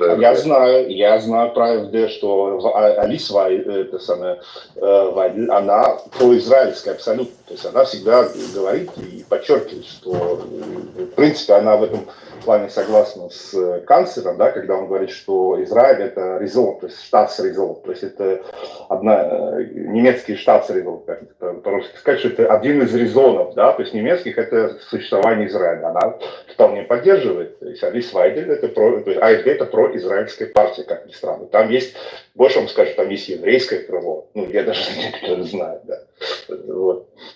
Но это при всех как бы их плюсах и минусах. Но тем не менее, вот эти вот правые, даже ультраправые, Марин Ле Пен, ну, она как бы тоже. Вот, то есть абсолютно все правое, вся правая Европа, плюс вот эти вот те, кто молча ходят голосовать, они, да, произраильские. Они, ну, понимаешь, в этом смысле, да, у Израиля есть какие-то лоббистские силы, которых, к сожалению, у Украины нету. Есть общая поддержка из серии, вот они как бы обиженные. Но это не лоббистские силы, тут дело-то не в лоббизме вообще. Дело в том, что Израиль В Америке, в Германии, судя по всему, именно в этом. Вопрос ценности, это вопрос ценности. Это скорее против кого-то, это не за кого-то, это против. Шушенко, я прошу прощения. Давай вот АФД придет к власти, мы посмотрим, какие они останутся произраильские. Что-то меня гнетут смутные сомнения. Я тоже не знаю. Я про декларативность говорю, еще раз, я не знаю. Ну декларируйте тоже, как в старом одесском анекдоте. Ну, окей, по крайней мере, они с этими лозунгами идут на выборы. Ну, это какой уже смысл, довольно простите, смело, им да. обманывать потом вдруг? Ну да, то есть они придут как бы к власти и скажут, что Так, знаете, теперь пальцы скрестили, да, когда мы вам это говорили, а сейчас мы сейчас... Да. Речь... А не это...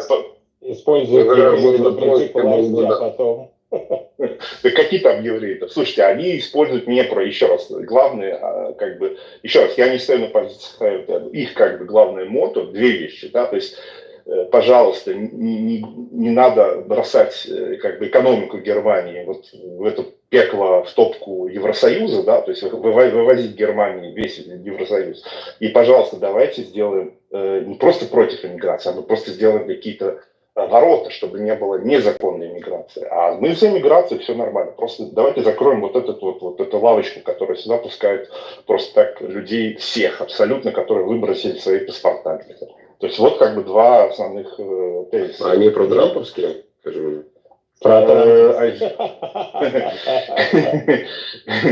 Да. Биби Товли. Они про трампиатские.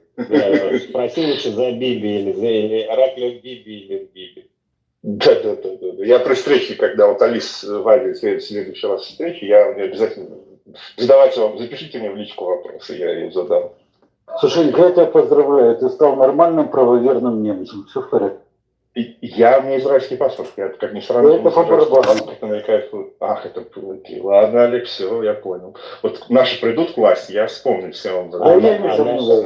А наши это кто, подожди, еще раз? Ну, наши, какие-нибудь наши-то придут. И где? Обрезанные в Подожди секунду, наши придут к власти где? В Германии, ты имеешь в виду? В Германии, естественно, где еще наши. Ну, да, нет, просто говорит об этом человек с израильским паспортом, точнее, кто наши и где придут. Придут. Поэтому волнение Карины вполне себе оправдано. Вот это вот вы принесете, опять поставите в центр Берлина ваше вот это все. Хануки. Кстати, ставят, каждый год ставят и Рафтайхтель, и Хабадник Берлинский ставит, ничего, приезжает туда мэр города, приезжает канцлер, едут, зажигают. Я был на Хануку в Берлине, ребята. Это не показательно. Я ходил тут возле стены плача, молился, а потом сама показатель не потому, что он ходил в стены плача. Хануку в Москве тоже отмечают. Это правда. Но вот Миша не даст соврать, да, там тоже красиво отмечают Хануку в Москве. В этом плане пока еще. Да, тут трудно. Но в Берлине я был на Хануке, ребята, там просто не было живого, вот эта центральная площадь. Живого места. На острове этих музеев. Да. Слушай, я не знал, что столько евреев там в Берлине. Это сочувствующие. Это просто, да. Столько еще. Самая большая диаспора в Европе, насколько я знаю. Во Франции. В Германии сейчас, скажем, 120 или 130 тысяч. По-моему, сейчас установили довоенные эти самые. Слушай, ну когда там Антверпен одновременно говорить. Антверпен был какое-то время назад. Ну, Антверпен не Германия. Это не Германия. Это не Германия, но Европа. Но когда-то была почти. Ну, Антверпен это такой враг прямо с субботы. Выпал в Таиланд. Я был в Антверпене. Я там был, да. Там парк центральный. Там... Ребята, кто смотрел фильм «Снэч», тот понимает, как это выглядит. Да, особенно первый, вот в начале, когда... Именно начало, да, именно начало.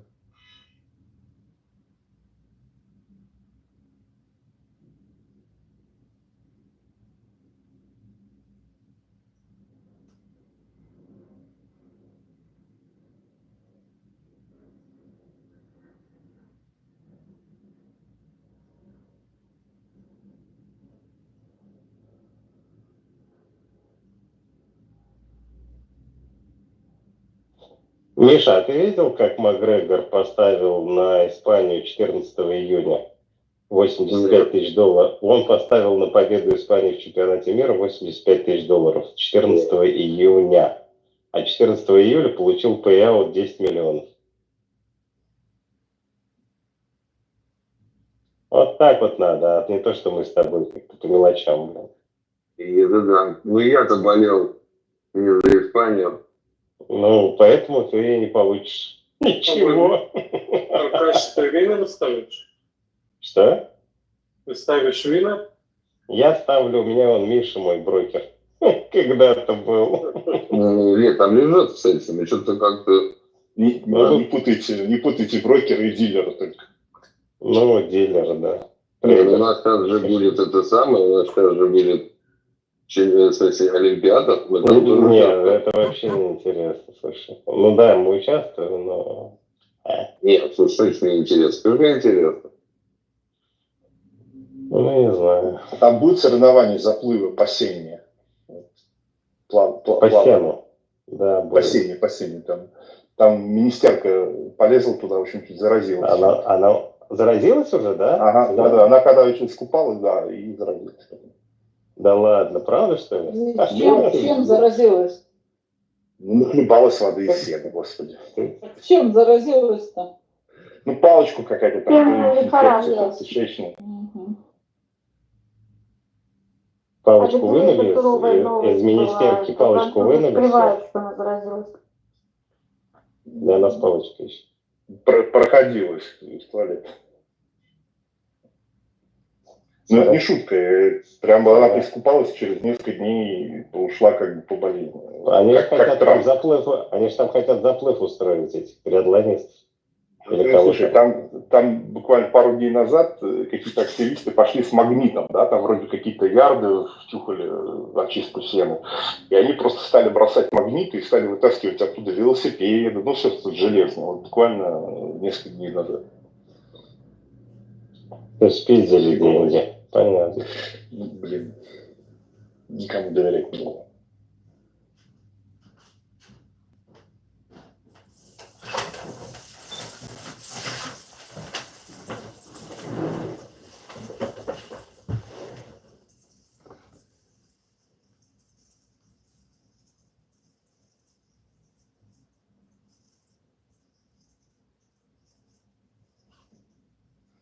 I'd rather bomb a hill on a real skateboard than a longboard, though. Well, I'm the opposite. I'd rather bomb a hill on a longboard because the wheels. Yeah, the longboard is faster, but the wheels you won't get fucked up as much, you know. And also on a longboard, I can drag my toe, like what. The political power, the teeth, they lie, the teeth to political power is economic power. Correct. It's not color. Nobody gives a fuck that you're a black crying child. You don't even give a fuck that you're a black crying child in America.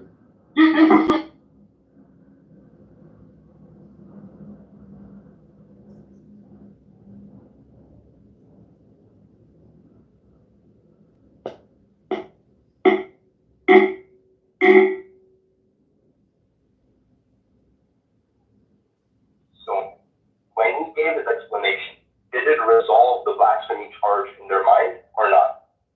So when he explained it to them that, oh, don't you guys say this and this and this. Listen, just because a problem was not resolved in their mind doesn't somehow. No, that's exactly what we read. Right. So look, what I'm saying is, after his explanation, right, is the Jews, the rabbis, whoever came up to stone him, in their mind. You had to repeat yourself because my question. I didn't hear what you said. Okay. So basically, he makes a defense statement, right? So they're making a claim. They're like, hey, you were blaspheming, right? And then he responds to it. And he's clarifying the accusation of whether he's blaspheming or not. After he clarifies, however he clarifies, do the Jews still believe that his statement was a statement of blasphemy? That's the question.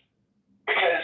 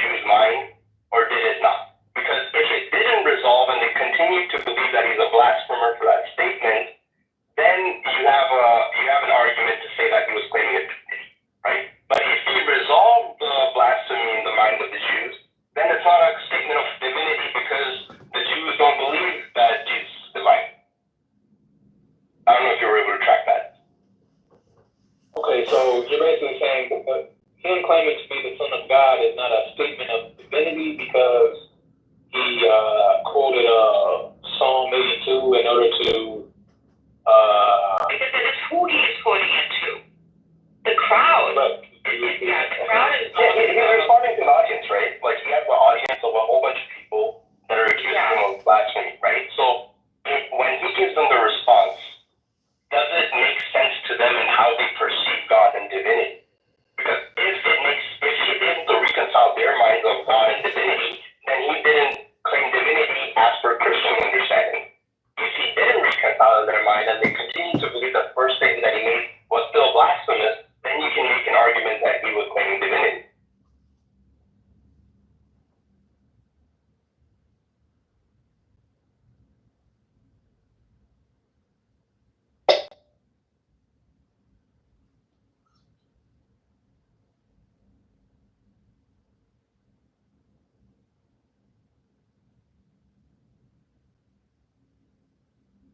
Pathetic now? Like, You're in the Matrix, Kool-Aid. Kool-Aid, that's a good name for you. Kool-Aid, you're in the Matrix. What about in the White House when? So what about when Lewinsky and that for You're in a Hamas under Clinton? 100% now. So Kool-Aid, listen to me. I don't give a shit about Bill Clinton using cigars on Monica Lewinsky. We're talking about Donald Trump. We're talking about that. Can we stay on top of it? Kool-Aid, stay on topic. Tell me one thing that you think Donald Trump is guilty of. And don't give me the rhetoric bullshit that he loved the country and he's a God-fearing man. Give me one thing. I believe he's done a lot of good. I'm not saying he's perfect. No one's perfect. oh my God. Okay? Hey, can you answer his question about one thing he's done that he's guilty of? Okay, so what's he guilty of? He's guilty of trying to get people to think for themselves. And he is guilty of probably not paying those contractors and trying to get out of some of the loans or refinancing his business. How do you know? Were you there when you signed the contract? Hold on a second. Wait, why would Cool assume that he maybe did some of that, but that he didn't maybe bang a porn star? He asked if you were there looking at his dick. Well, were you there watching him sign those contracts? Why are you even? It surprised me that you're saying that. Like, where does that come from? Why do you have any evidence of that? Why are you just picking and choosing the things that you want to say didn't happen and the things you want to say did happen? Did he say he didn't bang the porn star? Yeah, he said he asked Jay if he was there looking at his dick. In other words, he doesn't believe it because he wasn't there. Did Trump say he didn't do it? Oh yeah, I think Trump never admitted to doing it. Strangely, even after it's blatantly obvious. Let me just jump in here, Bill. Oh yeah, blatantly obvious. Hold on, Sean. Hold on a second. Everybody's getting a chance, but this room was open specifically for people like Kool-Aid. Political rehab center is now open. Let's see if we can help some of these people get rehabilitated. Here, come sit right. So you tell me what good Kamal did about letting black people die while she was that were not guilty of a crime. And once again, Kool-Aid, you're deflecting. Kool-Aid, you're deflecting. We're not talking about Kamala. We're not talking about Joe Biden. We're not talking about Teddy Roosevelt. We're talking about Donald John Trump. You're a hero. Well, it's rehab center, so can I rehab you? No. You don't know where I stand, bro. You don't know if I'm a Democrat, Republican, Independent. I think you're Republican from what I remember, but he runs the rehab center. You came through the front door, Kool-Aid. You don't get to rehab him. That's not. Well, I get it. All right, Kool-Aid, hold on a second. I want you to get your thoughts together. I want to go to Sean. Sean, how you doing, Sean? Hey, it's good to see you, Jay. Akima, Good to see you. Welcome to the rehab. Yeah, I was curious about the title, so I came in, thought I listened, and I was like, oh yeah, cool. Yeah. I'm sorry, cool. You just don't have your ducks in order.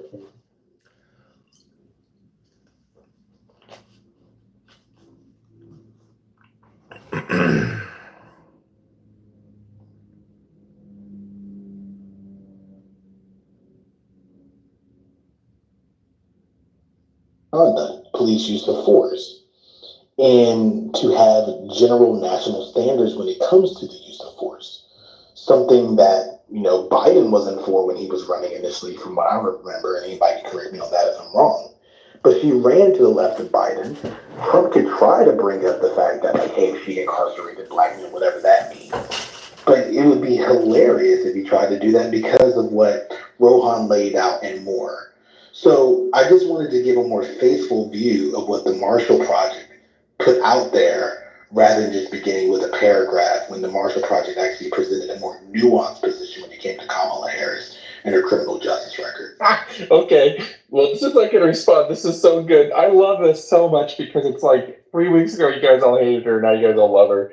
Also, it's also so funny to me because, like, you guys can't intellectually be the least bit honest. Like, intellectually honest would be you're voting for a candidate you wouldn't vote for 2 months ago. I never say anything. You're also the hold on real fast. Let me don't interrupt you. You're also voting. Philip. Yeah. You're also voting. But they're misconcepting the words. Like, you should go read the articles and see things I misrepresented. I literally read the article, 2 paragraphs, and they give you things. Also, U.S. Today, I just posted in there, said that she had over 1,900 convictions related to marijuana. Like, I love the carrying water. You guys are just proving my point. Like, you can go and look at mainstream articles and see that she actually has a very much complicated history. Would you read history. that part for us, please, about the It's in the chat. I can pull it up. Do you want me to read it? It's going to take me just a quick second to pull it up. Okay. I just had a curiosity. Here we go. Harris's medical convictions in California. When Harris was San Francisco's district attorney, she supported the legal use of marijuana, but opposed the 2010 measure to legalize pot in California, according to Los Angeles Times. During her tenure, she oversaw the conviction of more than 1,900 people for weed violations. The Mercury News reported. Like, we can go through this. Like, this is what I think is so funny. It's like, I posted in the chat, it's USA Today. If you want to, it's right there. Well, listen really fast. The conviction. Listen really fast. Hold up real fast. Listen really fast. Listen really fast. Hold on. Listen really fast. You can carry water. You can carry water. But don't talk over each other. Yeah, you can carry water for her as much as you want. Like, her history is very much one that is very much hypocritical and just goes with whatever's popular in time, and that's fine. Like, this is what I find so funny is that you literally will defend a woman just because you're interrupting. You're interrupting. So listen very fast. I'm not defending Trump. I haven't made I haven't made one statement about defending Trump. This is what's so funny. This is what it is because you're attacking one person. Okay. If, like, any of those listen very fast. worse than Listen very fast. Hold up. There's no holding up. Hold up, bro. I'm just trying to make sure I don't misunderstand you, bro. That's all.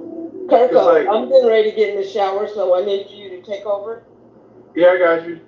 Like, I'm just trying to make sure I don't misunderstand you, because, like, Rohan was mentioning all of these kind of really fucked up things that Trump's been charged for. Kamala Harris and marijuana, like how her views on marijuana legalization. Did you just come into the conversation, Kirko? Did you just come into the conversation? Did you just come into the conversation? Because I think you're missing a lot. Maybe not. Okay. But that's why I'm trying to make sure I don't. Actually, matter of fact, I'm pretty sure I said this. I'm trying to make sure I don't misunderstand you. No, this is. So listen, I'm not. Chill for a second. I'm not, but you're misrepresenting the conversation at this point. Like, I'm not misrepresenting. I'm trying to get clarification. Did you just cut into the conversation? And he's misrepresenting the article, right? He didn't read the next sentence. I mean, it's so. I'm misrepresenting the article. Listen very fast. 1,900 convictions of marijuana. 1,900. Hold on, fast. 1,900 convictions of marijuana. I understand you guys all are interrupting me, which is funny. You're dominating the conversation, won't let anybody else talk. That's the problem. I actually did let a lot of people talk. Actually, I sat there and was quiet and responded. Oh my gosh. I haven't been able to respond without an interruption, Emily, so like if you want to, but I guess leftists are just really sensitive right now. I get it. You guys are, it's a little bit, you are sensitive. You are sensitive because I was literally asked by Kirko to read the article. I read the article. Okay, I can read it. You guys keep interrupting me over it. So listen very fast. You said and sat there and said that it only matters if they went to jail time. There's 1,900 convictions. Is there not? Let me ask you a question. Was there 1,900 convictions under her tenure? Was there 1,900 convictions under her tenure? Was there 1,900? Why did you want me to read it? Look, why don't you just answer the question? Oh my gosh, I'm not this is answering so the funny. question. I'm reading it. Okay. During her tenure, Chris. this is why you don't want me to read it. I'm going to read it. No, you can read it. I already read it. Go ahead. Good. She oversaw the conviction of more than 1,900 people for weed. Perfect. The Mercury News reported. What Philip did not read is the next sentence. Prosecutors on her staff convicted people on these charges at a rate higher than under her predecessor. However, most of the defendants were not incarcerated for low-level pot possession, according to the outlet. Bro, just chill out. Gotcha. No, I said okay. Chill out. There's no gotcha on this. Like, listen very fast. You have convictions, which means they were. I don't think he meant gotcha like that. I think he's saying he understands. Just hold up so he can finish. That's what he's trying to say, not as in a gotcha. Yeah, and when you go to the original source information for this article that links to, which is what I read earlier, the number of people that were convicted and went to prison were 45 in her entire tenure. Literally. Right? So why were they convicting? Why were they convicting people? Why were they convicting? Why were they convicting people? It just told you. Jesus Christ. No, they didn't tell me. Why were they convicting people? For marijuana, because at that time marijuana was still class in a group that you were. It still is a class. It still is a class D drug. Today it is. Like literally today, it's still the same class D drug it was back then. Wrong. Do you want to bet on that? Oh, really? Show me the information where it's not a class D drug anymore, please. All right, hold on. Don't find that information. Very disingenuous. I just want everybody to know. Why am I being disingenuous? He's Philip saying that's not a owes me class D money drug. from a bet that he lost to me about a year ago. So. Oh, so he fucked. What bet is that? What bet is that, Jason? It was about Elon Musk. You were wrong as fuck. You tried to make it seem as though it was super easy for people to create some program to track airplane flights. It's not hard at all. It's called a Mode A, Mode C response. Even though they don't have any coding experience, that was dumb. And then I recorded. Roger Mayhem agreed with me. You haven't paid me, by the way. Roger Mayhem was in the room and agreed with me. Room for it because you still haven't paid me, and that's usually. You should kick me out then. You should kick me out then, Jason. If it makes you feel better about lying, that's cool. Stop fucking interrupting people every 5 seconds when you're getting cooked on dumbass points that you're making, and I won't. How am I getting cooked? Because you're wrong about most of the shit you're saying. What am I saying I'm wrong about? That she didn't convict 1,900 people? Bro. No, bro. There's like it's not a class D claims. You said 7 different claims that were wrong that I was like halfway listening to, like in this conversation, bro. Sure, just tell me a couple of them. One of them was that Trump won the fucking presidential election in 2020. I never said that. I never said that. Stupid shit. No, I sat there and said he won the Republican primary. And then you moved the goalpost and said, well, he won the nomination. I never said that. This is so weird. Then you moved the goalpost and said he won the nomination. I never said that. She said the Republican. You said he was elected. He was elected the Republican. He wasn't elected the primary, the Republican primary. You win a primary, dog. So he didn't have delegates, and people didn't vote for it. Okay. Okay. I was actually asking for clarification because somebody else made that. Even now, right now, you're doing the opposite of what I actually. No, because you're being disingenuous, but that's fine. Yes, you are. This is good. No, this is good. This is good. This is good, Jason. You're letting it go. I appreciate that. This is good. That's any of those things. Shut the fuck up, bro. Oh, I guess if that's what it takes, if you're gonna lie and do that kind of stuff, that's fine. Philip, go back on mute. You can kick me, Jason. Just kick me. Okay, well then you're kicked there, bitch ass nigga. Like, what the fuck did you do this guy? Man, bro? I don't know, bro, but he's got removed from the room and he ain't coming back ever again until he pays him my fucking money. I'll tell you that shit. Like, I was trying to let it go, bro. Like, shut the fuck up, bro. Yeah. Y'all can carry on. Yeah, so I wanted to say, this is ridiculous because when we try to get in the minutia of it, it's purposely being purposely obtuse, getting lost in the details on purpose.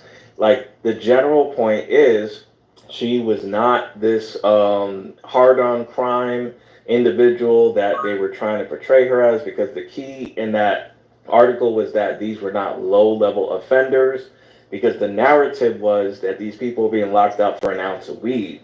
And what I'm hearing is that it wasn't just an ounce of weed. There were some distribution elements. This is not a simple possession, 1 or 2 times. That being said, Kamala, this is what the independents and I guess some of the Republicans don't want to talk about. if that was her background and her stance, it is no longer, okay? She has been in the White House.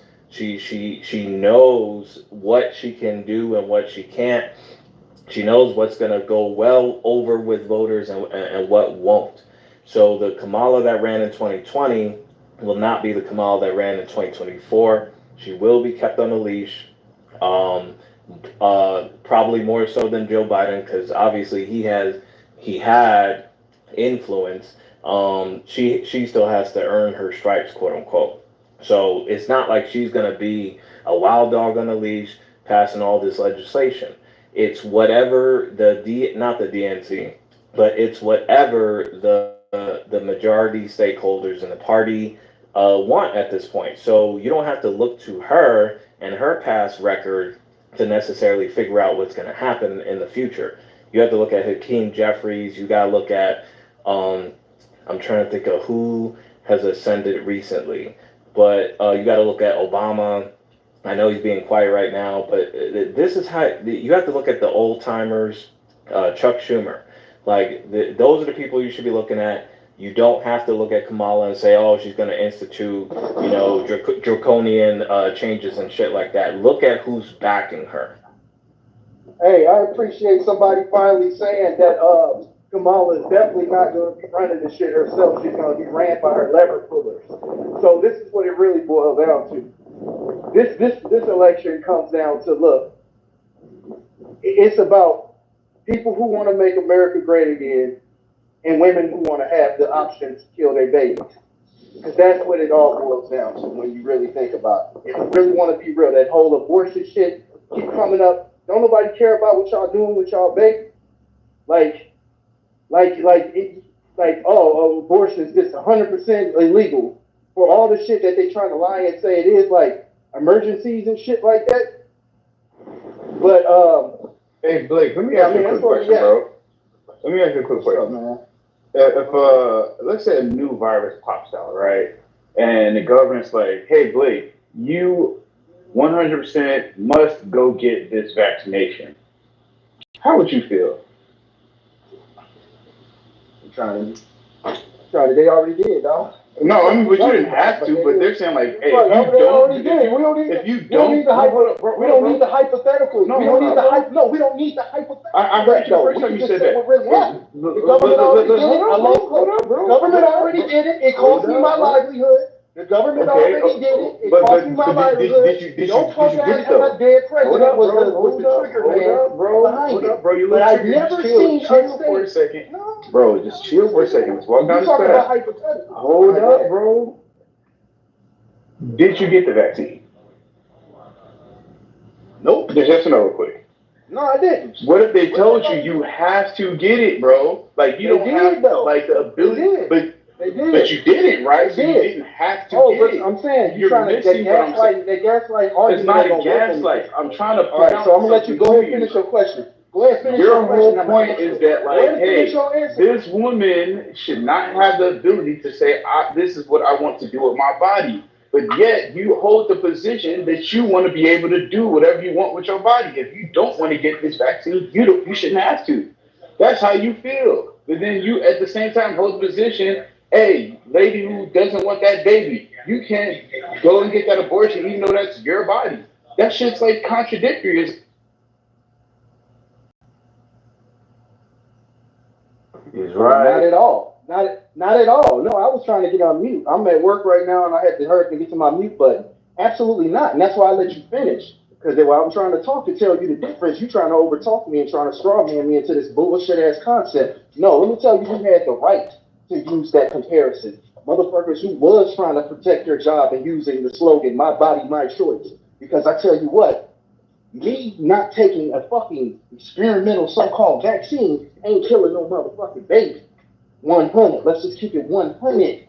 My that's like 20, not even 100, bro. You ain't even at 10. Oh, you got like 7. Really? I just want to point out that the reason why it won't kill a baby is because it's really fucking effective at not doing that. That's how good the vaccine is. I just want to point that out. Logic. No, let's not do the fuckboy logic. Me not getting the vaccine. It's not fuckboy logic.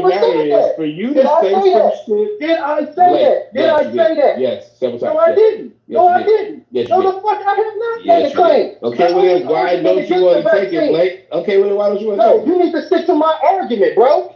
I never made the claim that it was you're gonna not hurt me. brave enough I've to say never why you said don't want none to of that conspiracy theory shit. Okay, All well I then why said don't is you it want was to take it then, Blake? experimental. I said it was experimental, and I don't trust it. Point blank, period. Okay, That's okay. all If you motherfucker don't needs to trust worry it, about. then that means No, that you end think of that the it's gonna story, bro. harm you Now let's potentially, stick right? to abortion. Blake, Now let's go Blake, back to abortion and we're try to about make the to. We're comparison about that to. you We're tried to do about that to. weak We're ass shit. about That to. you We're trying to about back to. up We're that nigga literally behind you. about to. Take I'm that literally nigga about to nuts go out back to your hand abortion. and let him speak for I'm himself. literally Cause he about to tried go to back to come in with abortion. this lawyer I'm shit, bro. literally He about to tried go to back come to in with this abortion. lawyer shit, bro. Okay. I got All more I'm trying to respect for point you, out and that shit is was that lame. you You clearly just made think that 3 it's a claims I never threat. did. So now Okay, you Blake, gotta why are start you from the screaming? beginning and apologize and say, hey, Blake, why let's are you start from a screaming? fair, let's go Blake, back you don't even have the balls to give the you real talking reason why over you don't want talking to me take the with that smooth vaccine, bro. shit, and I'm over talking you with Blake, this round shit. Blake, you Cause I know what I don't can do to know. you, right?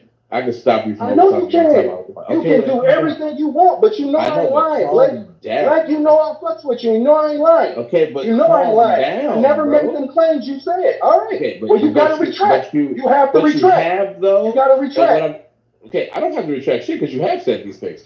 Like I you never said genuinely that. I believe, never bro. said that. You I've genuinely believe said that the that shit. vaccines are I've harmful. never fucking said that. I've never But you said literally, that shit. bro. Because Blake, when it you came in, do think that. I've Though. never You fucking do said that think shit. that. You trying Blake, to make this shit about the Blake, vaccine, and we was talking Blake, about no, I'm abortion, trying to dog. make a point, and That's the you're truth. trying We to trying halt to it make because we it's talking undermining about to your abortion, entire and you talking your about the view on vaccine, vaccines, bro. bro. We talking about I'm abortion, and you literally talking on the about the way motherfucking to vaccine. linking it back to your point about abortions, bro. You keep You can interrupting. do that whenever I Like, answer this call. okay, go ahead, bro. Like the point I'm making is simple. You clearly think that the vaccines are harmful. That's why you're hesitant about taking it. Okay, actually, you're emphatic about not taking it because you think it's harmful, and you quote unquote don't trust it, which is just a euphemism for you think it's going to harm you, and you think the same thing about other people. You also have relayed some government conspiracies about how you think the government is involved and is trying to hurt people or some shit. That's weird, but like whatever, bro. At the end of the day, for you to say, I know 100% that the vaccines won't kill babies, it's like, well, based on what exactly? Based on what science are you using? Because if you actually went into the science, you would see not only are they not going to kill babies, but they're not going to kill you either, which is a good reason why you should take it. But that undermines your entire position. That's a contradiction. You can't have that fucking take. That's why I'm like blown away that you just made that argument right now, bro. And then you ran. Like, bro. Y'all gotta be consistent, bro. Like y'all can't just be emphatically against shit without like thinking through the logical implications of your positions, bro. Because that shit, for me, stands out. Like if I hear you say something that is logically inconsistent with some other shit I've heard you say in my rooms, bro, and I have recordings. Like if I wanted to, I can go fish that shit out. I just don't want to do all that fucking research because it's gonna take forever. But it's like, bro, you can't have my body, my choice, but only when you want it. Right? Like that's another thing that's inconsistent. It's like my body, my choice, so I don't have to take the vaccine. But then women are like, my body, my choice, so I want to get an abortion. You're like, nah, you can't do that. It's like, all right, well, you already contradicted your own principle, bro. Like, make it make sense. You know what I mean? Now, here's the thing. I'm on the fence about abortion, so like I could make really good arguments in either direction, like really good ones. But that argument is just terrible. Like really bad. It's a terrible argument. Do you want to be like pro-life, bro? There's so many better arguments than that. Just saying. Just saying. Kirko, stop bullying these dudes. I'm blaming Kirk. It's Kirko's fault. Kirko and Rohan. It's always Rohan and Kirko's fault.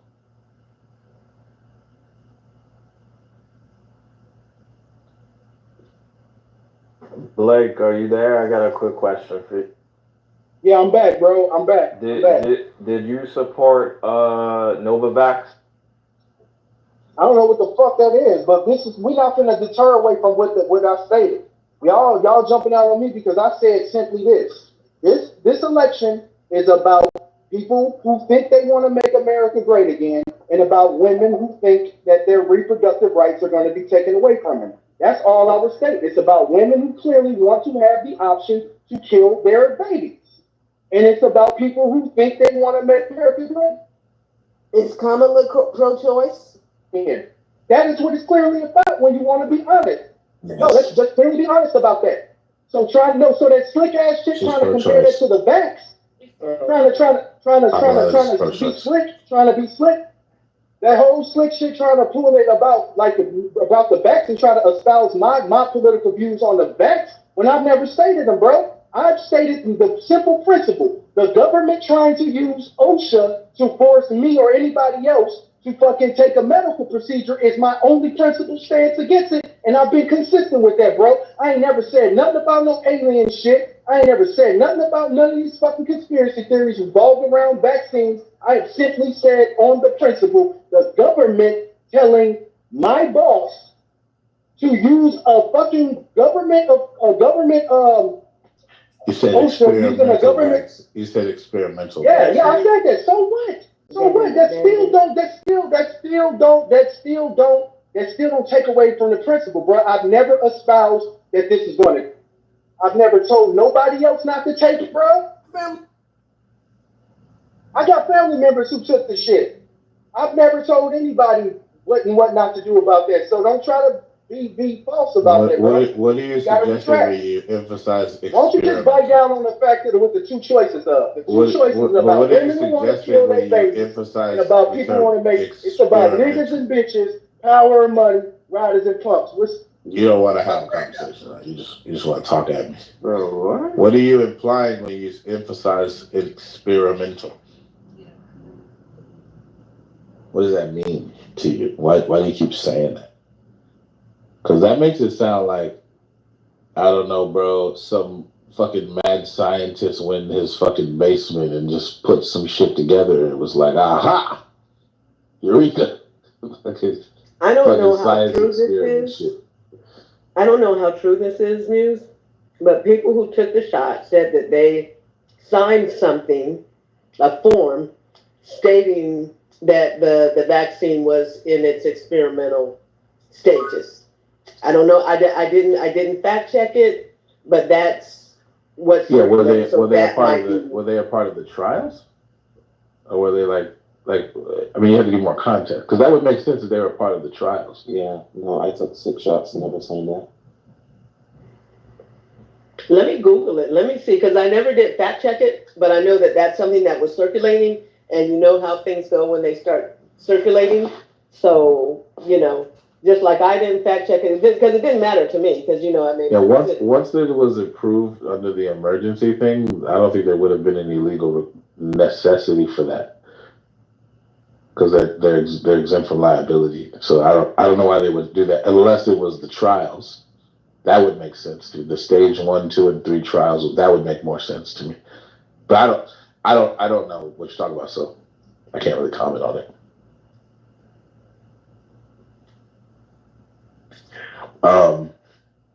But yeah, I mean, I don't know, man. Like, it did go through a very rigorous process of experimentation. So in that sense, it was experimental.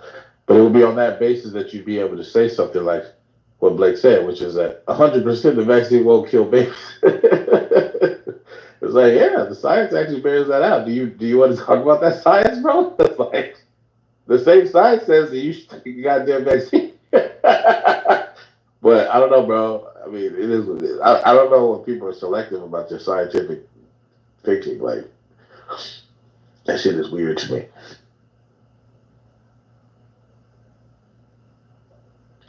I think wasn't it approved for pregnant women also to be vaccinated as well? Yes. It was. Yeah. That's how we know it won't kill babies. There's a lot of research that went into that. Like, I don't know, bro. Like, am I the only one seeing the irony of that point? Like, maybe I'm reading too much into it. Maybe.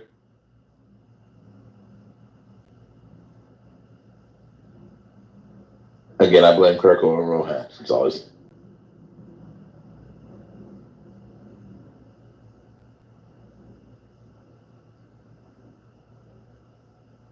Rohan, every time you come to my room, shit pops off, bro. What's going on?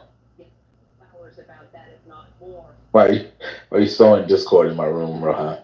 Bro, I didn't say nothing, bro. I'm getting on mute. Bro, don't give me that innocent bullshit, bro. I see you do that shit. I know what you're up to, bro. You're up to no good, bro.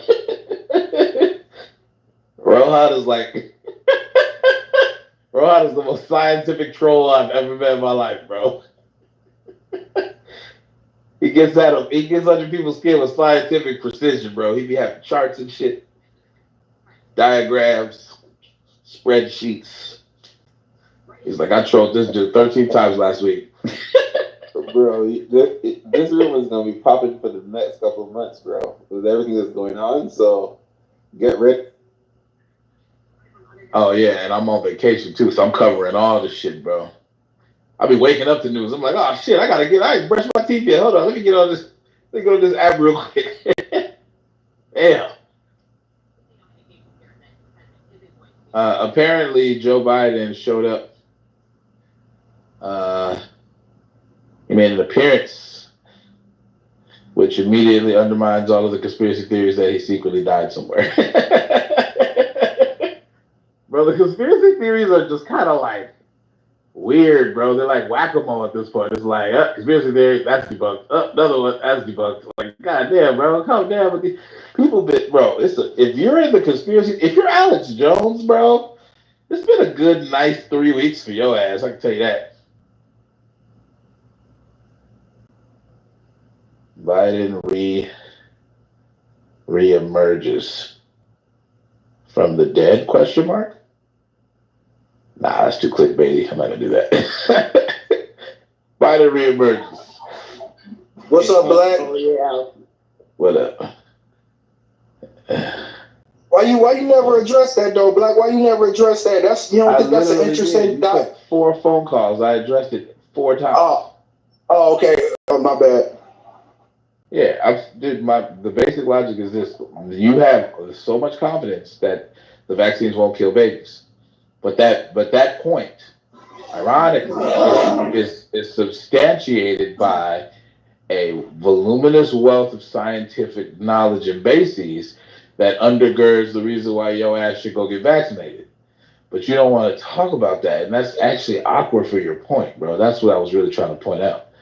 And the other part, that's what I'm saying. I don't see how that connect. I mean, to be honest, Black, I'm saying, like, I know I was rah-rah, but, like, to be honest, I don't really see how that connects when the statement I'm making about this current election really is boiling down to what reproductive is about abortion and people that are fed up with the way the country is. And I was hyperbolic by saying that it's about women who want to have the option to kill their child, but when it comes down to it, that would be the only way I would go into a real conversation if I had power. We're talking about abortion, because it's so disingenuous. But what's awkward about your ultimate point is you use the my body, my choice principle to substantiate or justify your refusal to get vaccinated. And women want the same principle with respect to making decisions. But I know, but look at the difference though. I'm saying, Black, look at the difference though. Look at the difference though.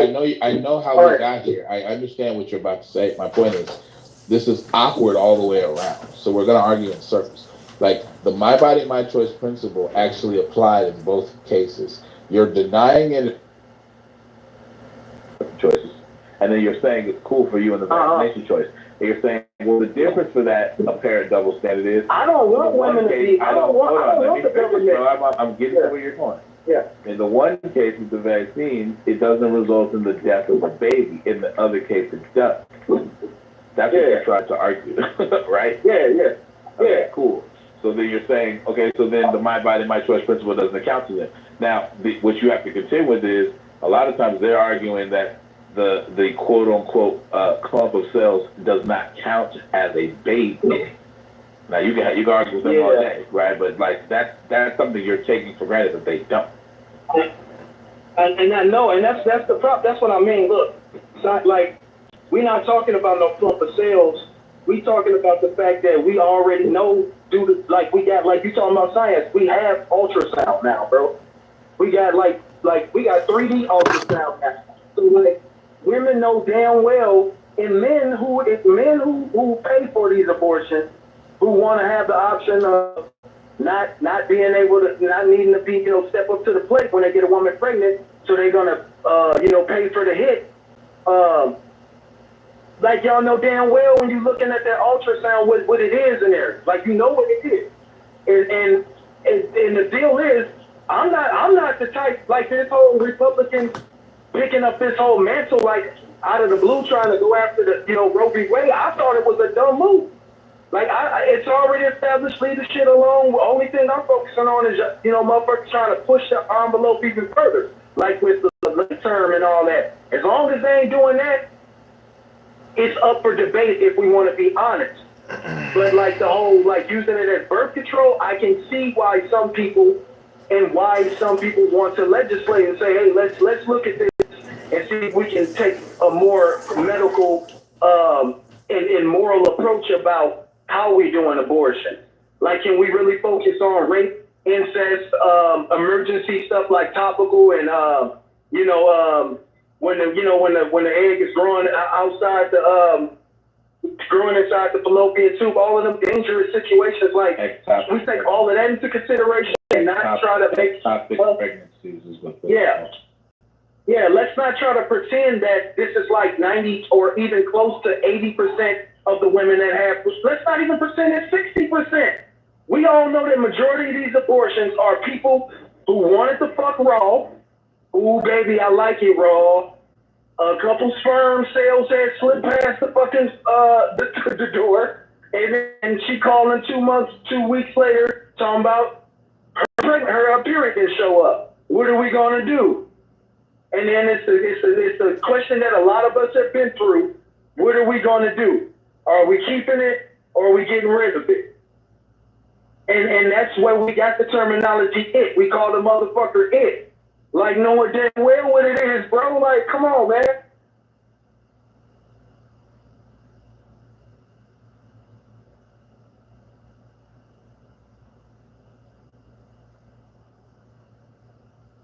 Okay.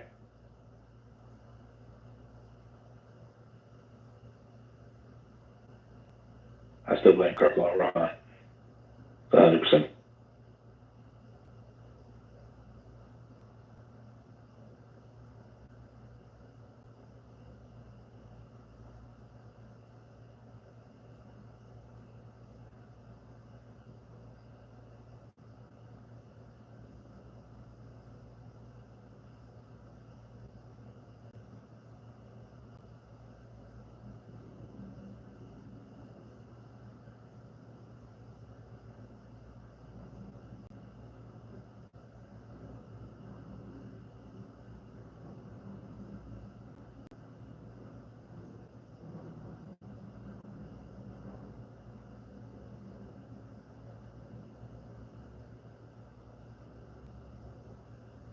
First off, happy Sunday and good to be with you. A tip.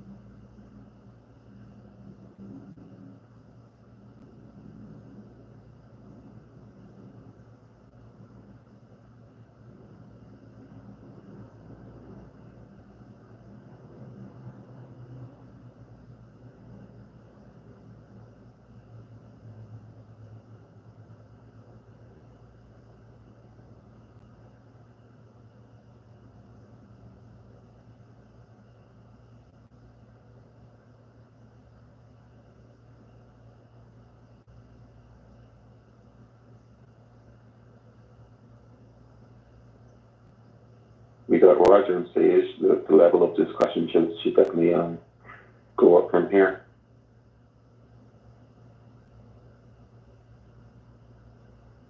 Perhaps.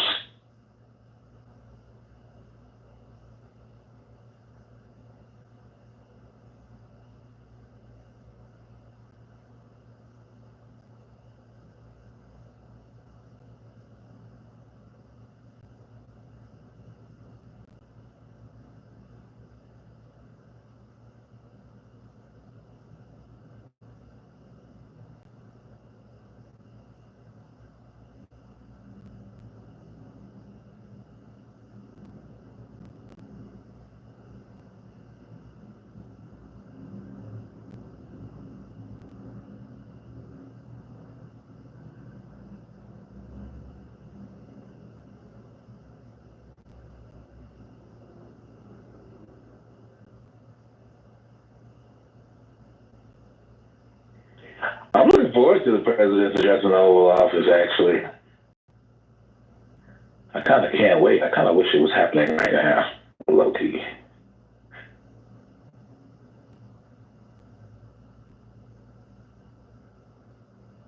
There's so much news. Jesus Christ, can't keep up. I would hate to have this be my full-time job. I gotta like cover shit for real. I'm doing this shit for fun because I like talking about this shit, but like, bro, this is my job, bro. Oh my God. Apparently 3,000 people were arrested at a campus protest over Gaza.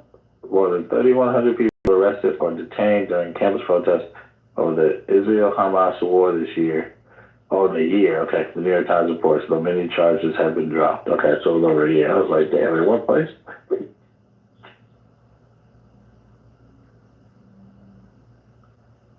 Okay. Demonstrators staged mass protests against Netanyahu visit and U.S. military aid to Israel. Well, that's probably not going to be good publicity for the White House.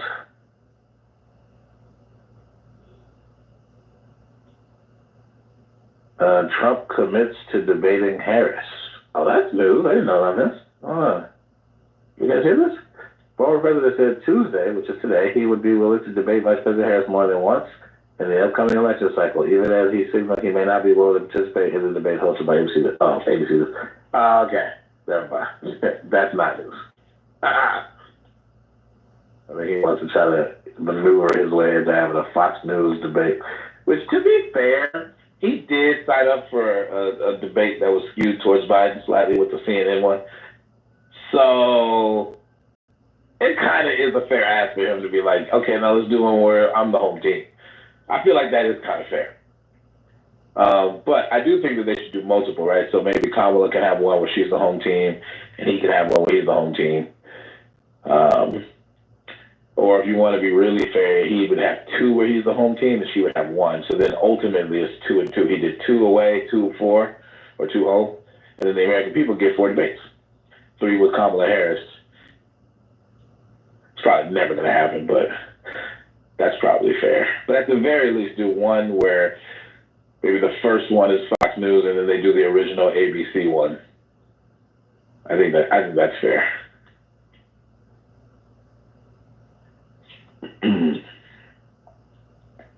But anyway, I love this Ground News app though. I fuck with it. What is it? Ground News.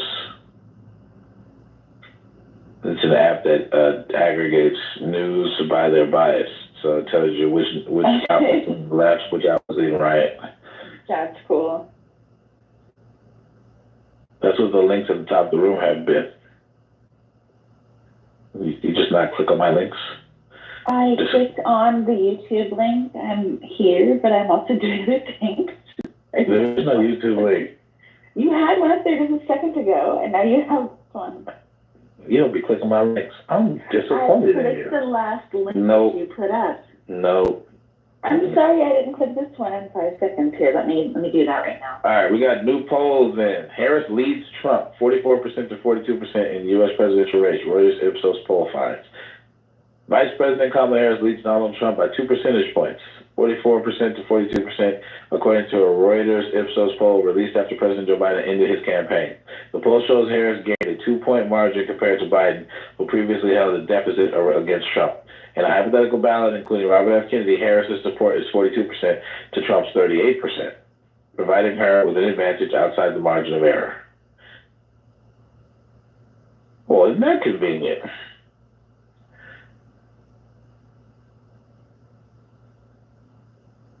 I wonder if the Republicans are going to say polls don't matter. That's been the usual copium from the left. All right. New polls. Kamala ahead. There we go. Bam. All right. got some polls, guys. I also wonder if the leftists have been saying polls don't matter this whole time, and they'd be like, well, these polls matter because they say what I like. That would be hilarious.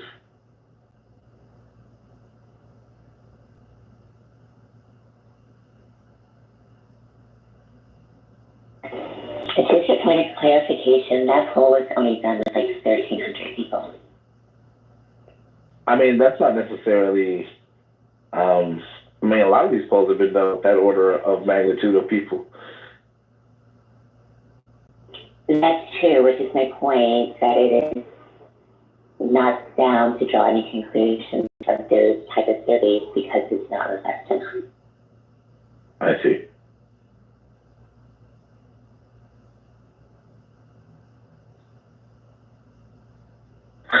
Still some favorable polls. Ben Shapiro looks pissed. He's like a right-wing dude. Ridiculous 50. Oh shit! I was accidentally. I didn't mean to do that.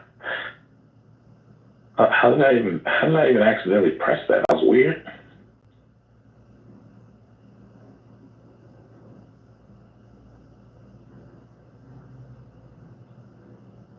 Dang, bro. So the Secret Service director just resigned. I called it yesterday. I said, yeah, there's no way this woman lasts the rest of the week.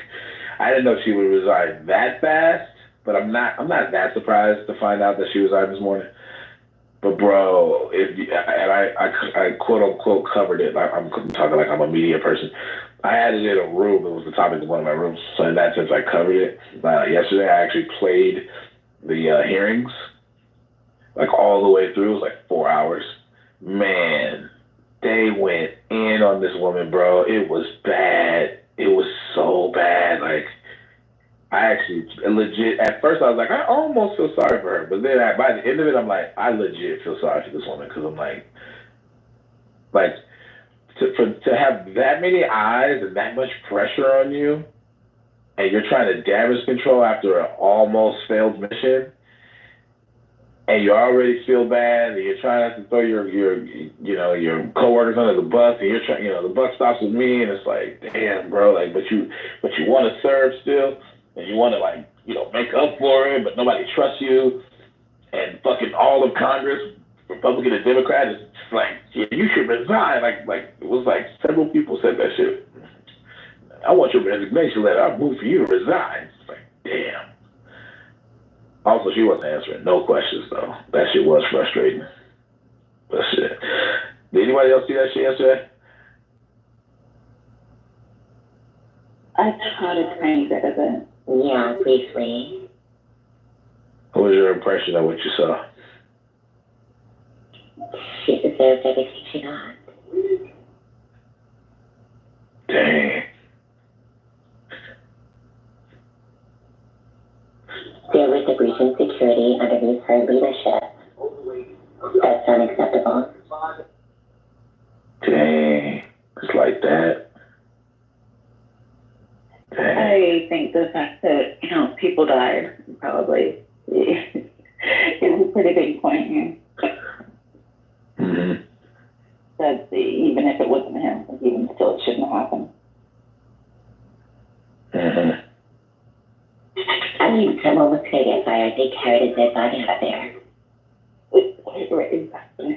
That should not have happened. Mm-hmm.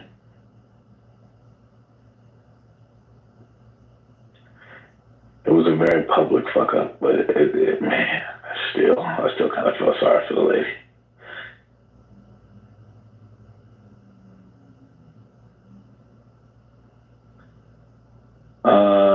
There was this story I had open, where it is now.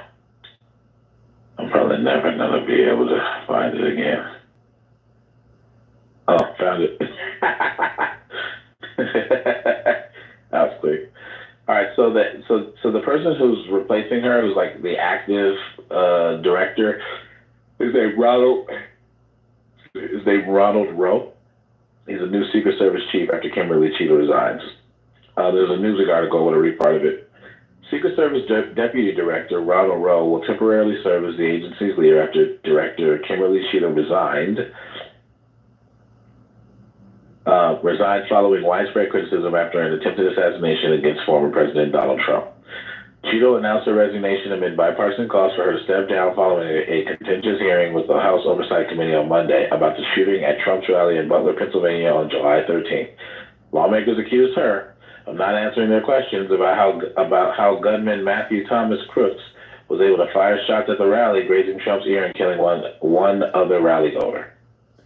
Quote, I take full responsibility for the security lapse. In light of the recent events, it is with a heavy heart that I have made the difficult decision to step down as your director, she said in a resignation letter, according to the AP. President Joe Biden is tasked with picking the next Secret Service lead, and he plans to make his pick soon, he wrote in a statement. By the way, would be the most hilarious shit Joe Biden can do, is Joe Biden picked a black woman, a black lesbian woman, head of the Secret Service after all of this DEI shit that the Republicans are tripping over. That would be the funniest fucking move ever. I don't think he's gonna do it, but I think that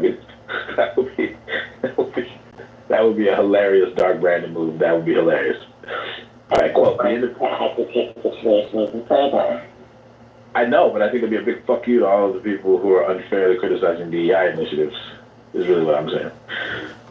But yeah, it definitely would not be a unifying move at all. The independent review to get to the bottom of what happened on July 13th continues, and I look forward to assessing its conclusions. We all know what happened that day.